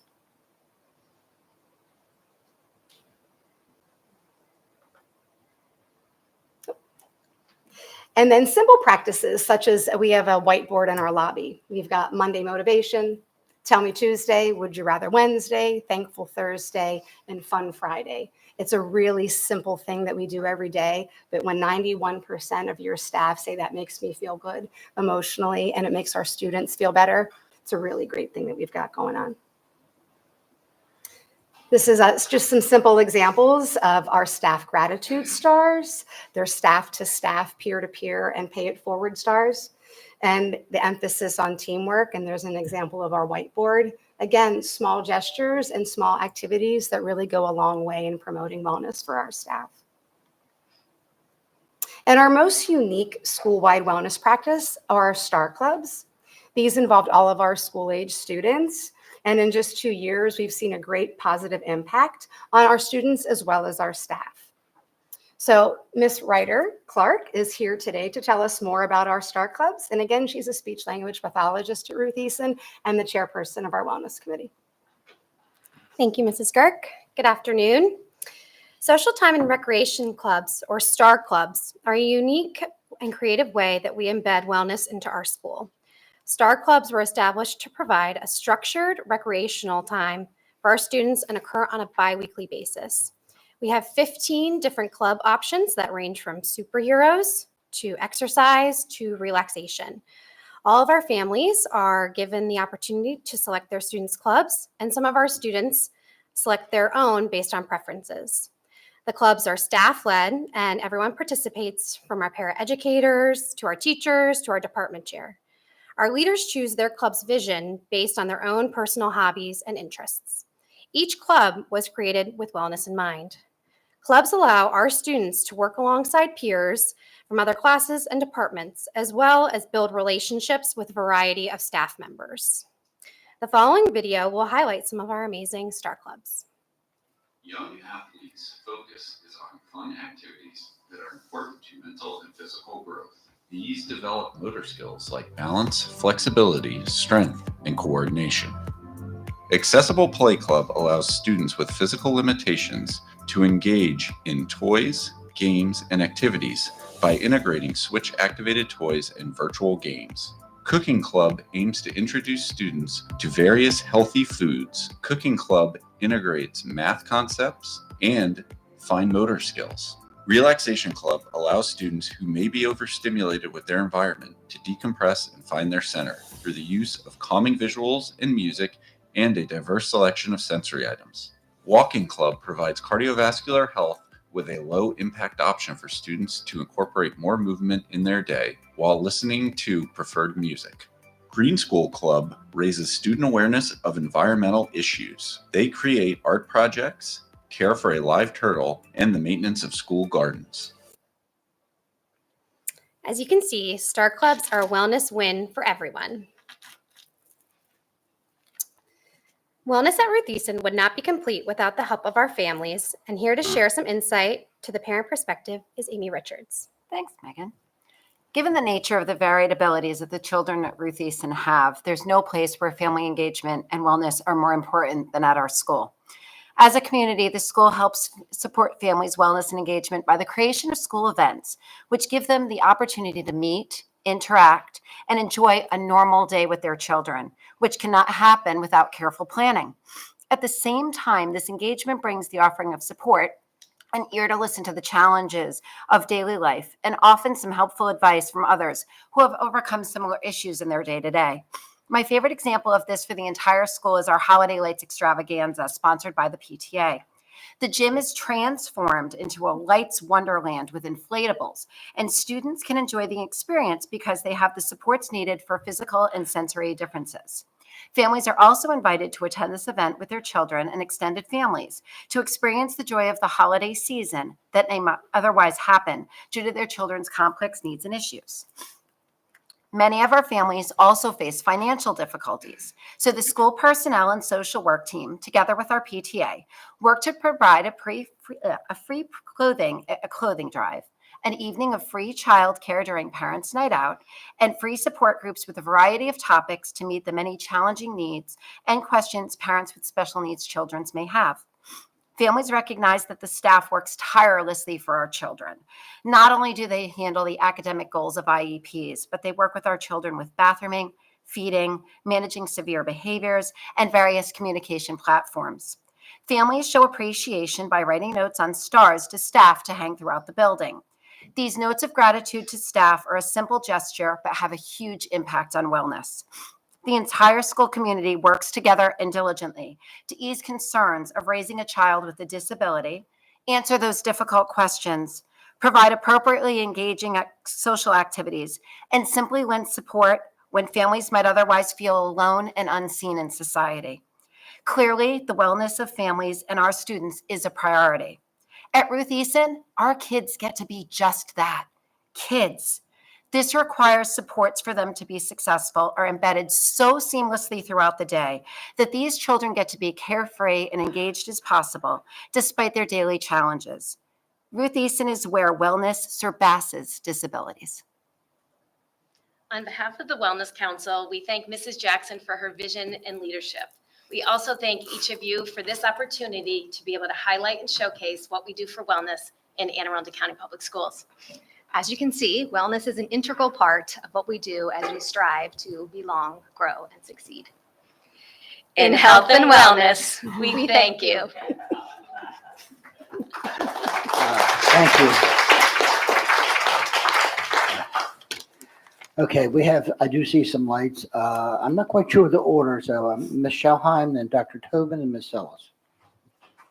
I just wanted to say thank you. I don't have any questions. I adore what the Wellness Council already does in our schools. To see this school's efforts highlighted specifically was really lovely, and I just thank you for the work you do for our kids every day. Thanks. Dr. Tobin. Thank you. Thank you all. Thank you especially, Ms. Richards, for coming before us. I've had the opportunity to visit Ruth Eason. Amazing work goes on there every day. Ms. Gerk, Yes. Congratulations. Thank And so just a couple of quick things. I will say, like my colleague, I have always been tremendously impressed. I've always enjoyed the Wellness Council meetings I'm able to sit in on, the incredible work that you do. Having had a child who graduated from, I think, one of the earlier real pioneer schools in wellness, Annapolis High, where it infused the entire program, I can tell you that she got skills there. She just passed her orals for the end of college today. I mean, end of her research in college. And, you know, she said something about the techniques she learned from the emphasis on wellness in her school. And she still uses them and will, I believe, her whole life. And that's, and I think I learned them as a parent too from her. And so that's a really, really valuable thing. I would just add, I think the point that was made about children who have a lot of challenges in front of them, just getting to be kids is so critical, and the parents just getting to be parents. Having had some members of my own family who have children with profound issues that they deal with every day. And so I hope that continues, as you say, to support the families, the parents, as well as the children. But as we always do whenever people come before us here on this board, is there anything that you would like us to be out doing, saying, advocating for, promoting, asking for, any of those things? That's my question. Well, I'll thank the Wellness Council and all of you for the opportunity to share our presentation with you today. And I just hope that it's left a lasting impact on each of you, and that you will share the excitement that we've shared with you today, and the good and unique things of how wellness can look different in all of the schools in our county. We're just one example, right? And I'm sure each of you represent schools where wellness is thriving and looks different than what it does at Ruth Eason. And I think that's one of the things that makes our county amazing. And Dr. Tobin, I just think the continued support from the board, from the superintendent, from the cabinet, and the executive team. Christiane and I have been in this for a long time, and I know even on the original team that started, and we truly are leading the state and the country. And I think we do that because of the support, right? It's great leadership. It's great support. Mrs. Jackson really leading the charge every day, and having those wellness schools of distinction visits and allowing us to do that, it just opens everybody's eyes. Like all 50 of us that show up at the school wellness school of distinction, right? We said we're only going to bring about 50. It's just amazing. So thank you. I think it's really the Wellness Council saying, just please continue to do the support that you do. We have the leadership, great leadership, and it allows our council to really lead the state and the country in wellness initiatives. So thank you. Well, thank you. I think that was on display. Several of us who were at the event at Annapolis High with the Lieutenant Governor, I think that really was on display. And My sense is the interest is real because, as Mr. Silkworth and others have pointed out, the National School Board Association has identified mental health, for example, as their leading advocacy issue across the board nationally. And so I think it's a moment to keep our foot on the pedal and thank you for everything. Ms. Ellis. Thank you. I think you probably expected that I would not sit here quietly and I'd have something to say because I've always been very vocal about student wellness. I did request a wellness lens in all of our policy. To me, this is why I'm here.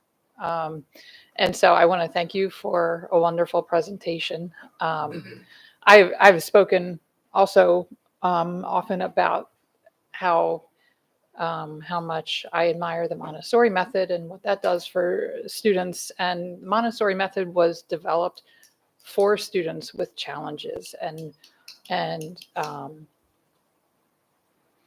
so much was learned from that it became applied to students of all abilities.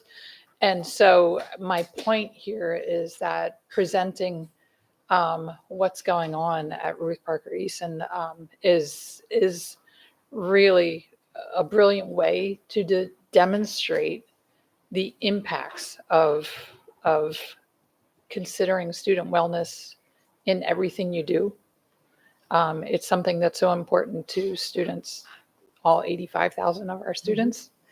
But it's a wonderful way to demonstrate how much can be gained, and I just really appreciate. I think it's a wonderful demonstration. And just to piggyback off Dr. Tobin's question, just want to offer that, this isn't a conversation we should have once a year, right?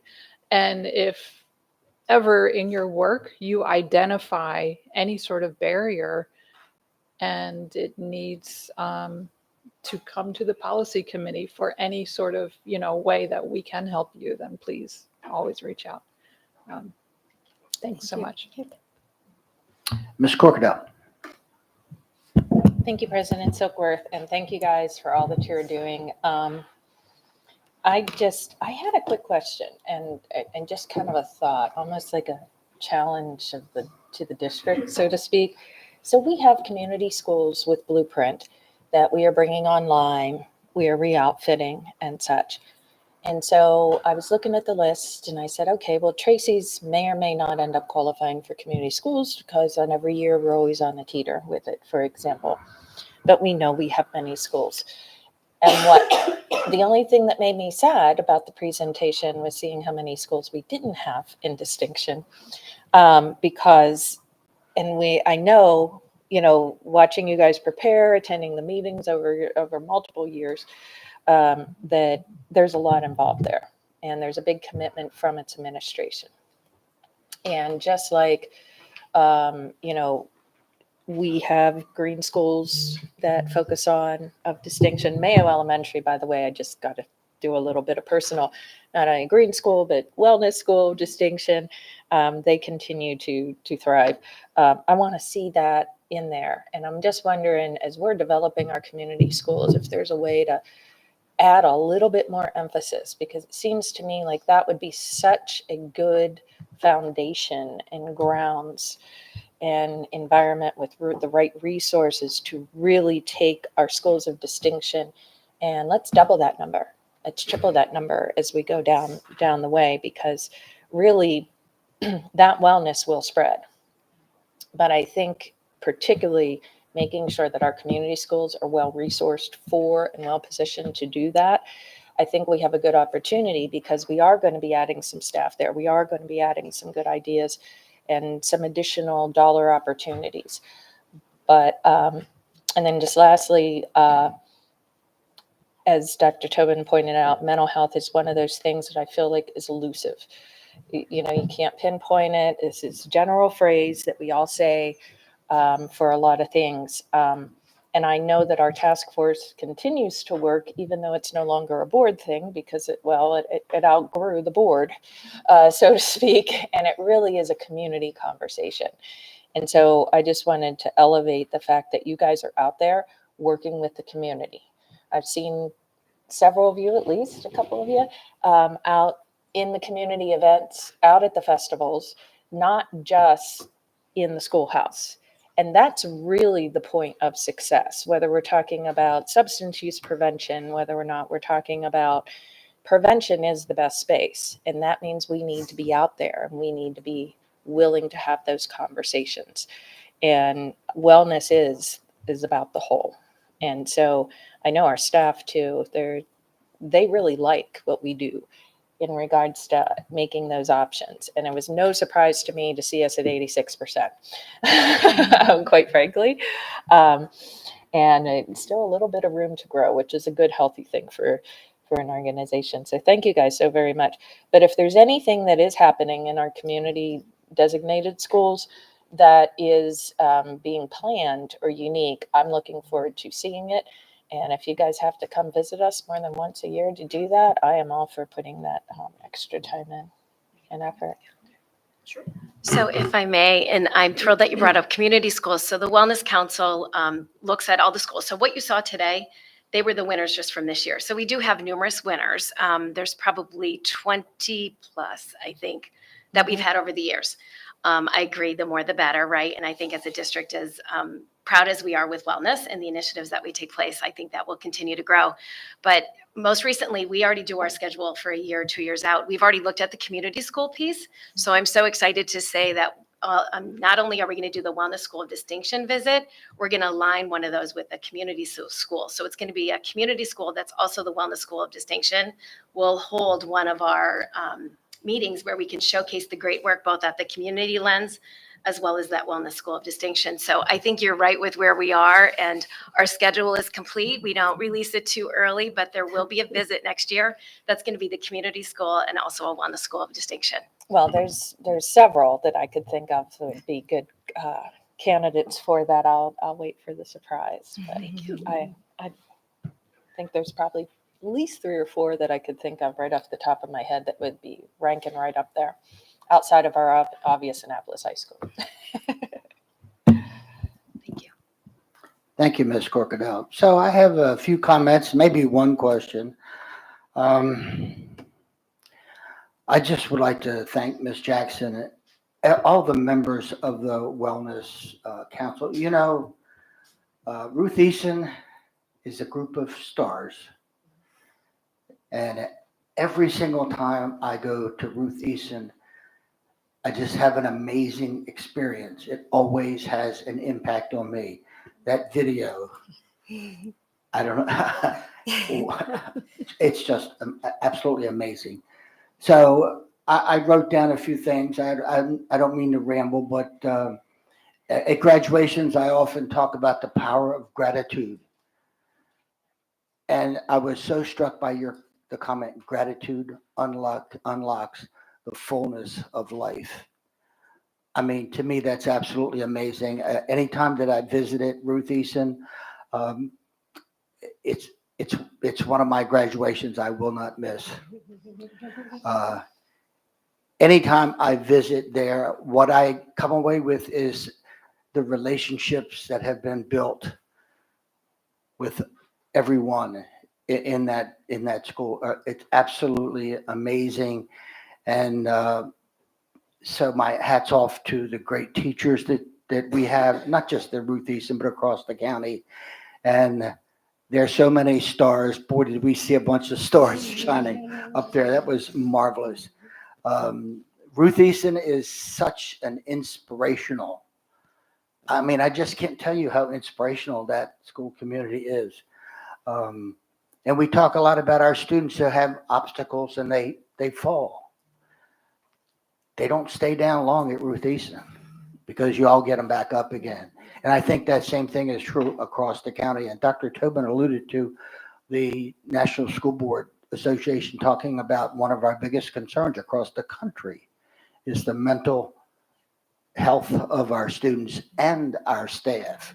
And let me be clear, some folks want to blame that on COVID. COVID may have exacerbated it, but it's been a problem for a long time. Our kids in Anne Arundel County are so lucky to have folks like you because, I mean, just some great work. And I wrote down a few other things, caring, support, collegiality, and family. And you know, students at Ruth Easton, I think they go to 21. It's absolutely amazing. If anybody has not been to a graduation at Ruth Easton, please go. Please go. Thank you so much. A great presentation. Thank you so much. Thank you. Outstanding job. Thank you all. Thank you. Marvelous.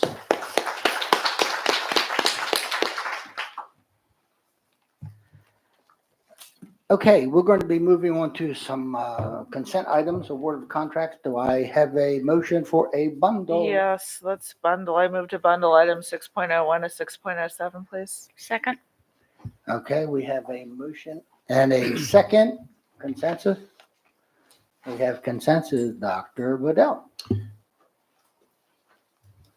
Thank you, Mr. President. The superintendent recommends that the Board of Education authorize the award of contracts as shown on this screen under consent items dotted 6.01 through 6.07. So moved. Second. Okay, we have a motion. We have a second. Any discussion? Seeing no lights. Ms. Howe? Ms. Schulheim? Aye. Mr. Lynn? Aye. Ms. Frank? Aye. Dr. Tobin? Aye. Ms. Ellis? Aye. Ms. Corkadell? Aye. Mr. Silkworth? Aye. Motion passes 7-0. Okay, we're moving on to item 7.01, administrative personnel appointments. Dr. Bedell. Mr. President, we have none today for the board to take action on. Okay, item 7.02, personnel. Thank you, Mr. President. The superintendent recommends that the board approve the actions as stipulated on the attached sheets. So moved. Have a Second. second? Okay. Any discussion? Ms. Howe? Ms. Schulheim? Aye. Mr. Lynn? Aye. Ms. Frank? Aye. Dr. Tobin? Aye. Ms. Ellis? Aye. Ms. Corkadell? Mr. Silkworth? Aye. Motion passes 7-0. Okay, item 7.03, retiree health benefits trust board of trustees. Ms. Frank? Yes, thank you, Mr. President. I recommend the personnel on the attached sheet be appointed to the Anne Arundel County Retiree Health Benefits Trust Board of Trustees. Second. Okay, we have a motion and a second. Any discussion? Seeing no lights. Ms. Howe? Ms. Schulheim? Aye. Mr. Lynn? Aye. Ms. Frank? Aye. Dr. Tobin? Aye. Ms. Ellis? Aye. Ms. Corkadell? Aye. Mr. Silkworth? Aye. Motion passes 7-0. We're moving on to item 7.04, items of legislation. Thank you, Mr. President. We will have a brief update for the board. Grace Wilson is here to present those updates to you all as we prepare to close out this session. Thank you, Dr. Bedell. Good afternoon, Mr. Silkworth, Vice President Frank, and members of the board. For the record, Grace Wilson, Legislative and Policy Specialist. As I sent to you yesterday, there is not an items of legislation exhibit before you this afternoon because there have not been any new bills for you to introduce for you to consider since our last items of legislation exhibit. However, I did want to provide you with a brief update on the General Assembly and the legislation that has crossed over and is moving. As you may be aware, the General Assembly has failed to pass a budget in the timeline required by the Maryland Constitution. Governor Moore signed an executive order Monday extending the Maryland General Assembly session for a maximum of 10 days through April 18th to permit the General Assembly to pass the fiscal year 2025 budget bill. The executive order is specific that the legislature may only consider the budget during the extended session, and therefore they do have to wrap up their legislative work no later than Monday, April 8th. That being said, I'd like to update you on 4 bills that have either been passed by one chamber and we expect for them to become law unless they're vetoed by Governor Moore, and one other bill that I expect to move through because it is a departmental bill. First, I'll start off with House Bill 785. This is the Freedom to Read Act. As amended, this is an emergency bill that establishes each local school system must operate its local school media program consistent with the state standards established in the bill, such as that the materials, services, and resources in the school library are provided for the interest, information, and instructional support of students, and materials may not be excluded from the school library solely because of the origin, background, or views of the individual who created the material. Additionally, each school system is required to develop and implement a policy and procedure to review objections to materials in school library media programs. Next, House Bill 945, Education Initial Certification Requirements, has passed. This bill alters the requirements for a candidate for initial certification to permit certification via a nationally recognized portfolio-based assessment for teaching ability. That is currently the only way to get initial certification in the state of Maryland. Completion on a rigorous local school system teacher induction program, or by completing one of the following: passing a basic literacy skills attestance, holding a degree from a regionally accredited educational institution, and having earned a minimum of a 3.0 on a 4.0 scale. Submit documentation of having received effective evaluations from a local school system, or having submitted those documentations. I apologize, that's the last option for certification. The next bill that has been passed and will be sent to the governor is House Bill 1115. As you may recall, this bill was requested by the Maryland Association of Counties. It's entitled the County Boards of Education Budgets, Notice, Transparency, and Education Spending Act. As amended, this bill requires the State Board of Education to adopt a uniform process for reporting of annual budget information from local education agencies, and it authorizes local school systems to transfer no more than 10% of a total funding in major category with the approval of the county council or the county commissioner. Next, I'll turn to the bill that has not passed but is moving through the legislative process. And as I said, this is a departmental bill from the Accountability and Implementation Board, or the AIB, and I do expect it to become law in some form or another. As introduced, the bill allows for funding awarded for new duty centers or family support centers to be used for planning or development. It delays the deadline for the AIB's evaluation from 2024 to 2027. Additionally, the bill requires a non-classroom teacher, administrator, assistant principal, instructional professional, or principal who pursues national board certification to receive funding from the state for fees associated with completion and renewal of the NBC. And as amended, it will permit the state board and AIB to limit dual enrollment courses. And finally, I just wanted to note that House Bill 1395, entitled Anne Arundel County Board of Education Ombudsman Establishment, has not been acted on since our last meeting when we discussed it. And with that, I'd be happy to take any questions you may have regarding the legislation or the legislature in general. Ms. Frank. Yes, so I wanted to go back to House Bill 785. If I'm recalling correctly, we supported that with amendments, is that correct? Correct. Were those amendments enacted, or what was the final form of it? Our amendments in particular were not enacted, but the bill was significantly amended since it was originally considered, and we submitted my testimony was originally shared with you through the items of legislation exhibit. The provisions in the bill that would have prohibited us from dismissing our own employees because of a violation of the state policy standards for libraries, which was established in the initial bill, has been removed. It just says that we cannot remove staff for following the guidelines that are set under this. I'm sorry, let me back up there. It says we can't fire them if they, let me read the bill. For performing their job duties consistent with the standards, I apologize. Okay. So if they meet the standards, we cannot fire them.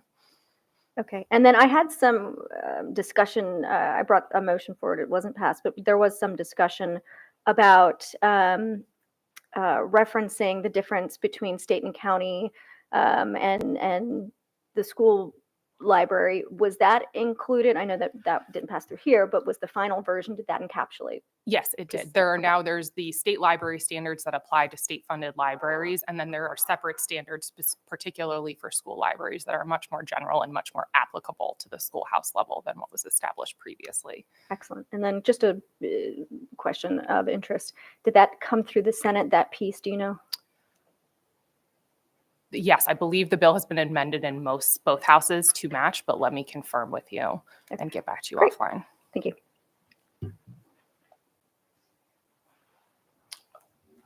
Okay, I see no more lights. Thank you, Ms. Wilson. Thank you. Item 7.05, 2024-25, board meetings, hearings, and workshop dates. Ms. Frank. I recommend approval of the 2024-2025 board meetings, hearings, and workshops date. Second. Okay, we have a motion and a second. Discussion. Seeing no lights. Ms. Howe. Ms. Schulheim, Aye. Mr. Lynn, Aye. Ms. Frank, Aye. Dr. Tobin, Aye. Ms. Ellis, Aye. Ms. Corkadell, Aye. Mr. Silkworth. Aye. Motion passes 7-0. Okay, item 8.01, award of contracts. Okay, no concerns. All right. So item 9.0, public comments on non-agenda items. I believe we do have two individuals in person. And before I call them up, I'll read an announcement. The members of this board appreciate hearing from interested citizens. As appropriate, we will refer your concerns to the superintendent for follow-up by his staff. I remind everyone that any inappropriate personal remarks or other behavior that disrupts or interferes with the conduct of this meeting are out of order. Persons using language that is threatening or promotes violence against members of this body or Anne Arundel County Public School employees are subject to legal penalties. Persons who otherwise disrupt this meeting will not be allowed to continue their remarks and will be asked to leave. It is not the board's general practice to engage in question and answer session with speakers. For the record, please give your name before speaking. Handouts should be given to the board assistant. I ask that speakers observe the 2-minute clock. A yellow light will shine when you have 30 seconds remaining, and a tone will sound when your time has expired. Please conclude your remarks when you hear this tone. If you continue after your time has expired, the mic may be turned off. Again, I think we have two people signed up. One is Jatenda Rathod, and second is Mary Dodoni. Come on down. Jatenda will be first. You can either have a seat or you're welcome to stand at the podium.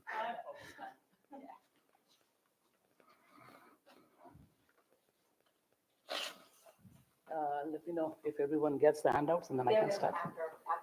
After the presentation. Okay, good afternoon, everybody, and thanks for giving me time to talk today. My name is Jitendra Rathod. I'm the founder and CEO of Farmunity.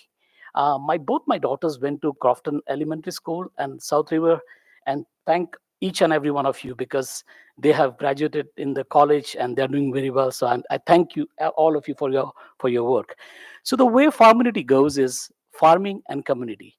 So we build community gardens, and a lot of students from Anne Arundel County, they are involved in this. So I just wanted to talk a little bit briefly on that. So one of the things is, as Mr. Silkworth, you said about mental health of students, which was there even before the COVID. And that's what I'm trying to address by talking about Farmunity.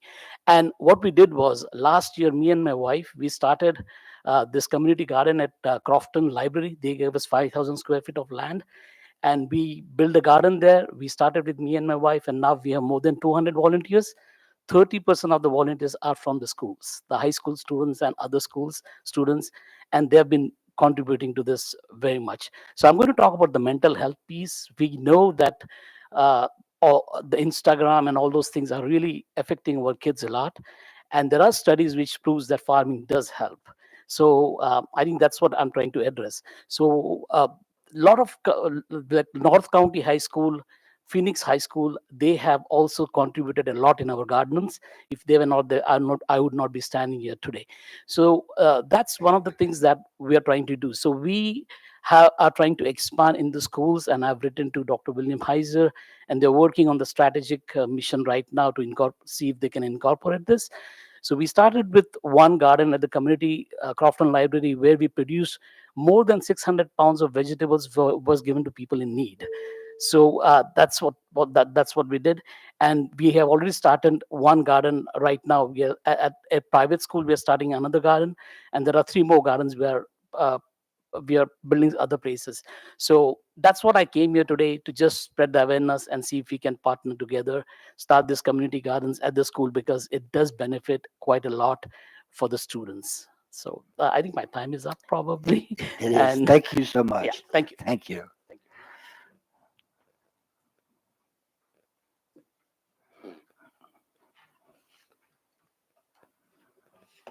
My name is Mary Dodoni, speaking on behalf of the Anne Arundel County NAACP. I'm going to read because I want to be faithful to the presentation that we have prepared.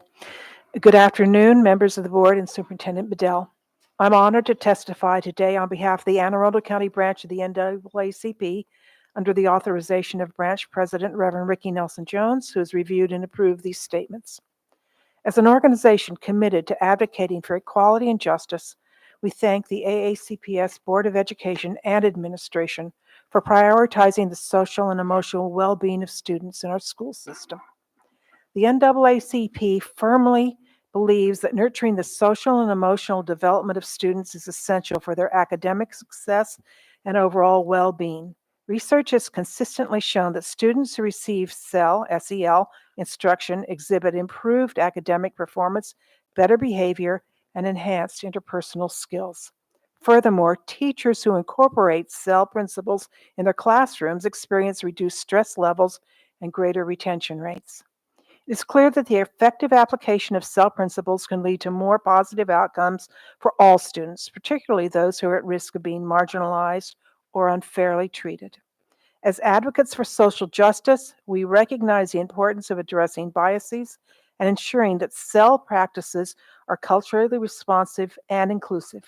By acknowledging and embracing the diverse backgrounds and experiences of students, we can create a more equitable and supportive learning environment for all. The NAACP stands firmly behind AACPS and their commitment to advancing SEL principles and promoting fairness and inclusivity in our schools. We urge continued dedication to implementing SEL practices with sensitivity and cultural awareness to empower students and educators alike. Together, we can work towards a future where every student and every teacher have the opportunity to thrive and succeed. Thank you very much. Thank you. So that does conclude the public comments on non-agenda items this afternoon. Do I hear a motion? Motion to adjourn. Second. Okay, we have a motion to adjourn. Consensus? Yes, we do. Ladies and gentlemen, April 17th, Wednesday, will be our next general board meeting. It'll be 6:30 p.m. meeting here in the boardroom. Tuesday, April 30th, a 3 p.m. virtual policy committee meeting will take place. And the budget committee will meet on Tuesday, April 15th at 12 p.m. It's also a virtual meeting. So thanks for being with us this afternoon. Have a great day.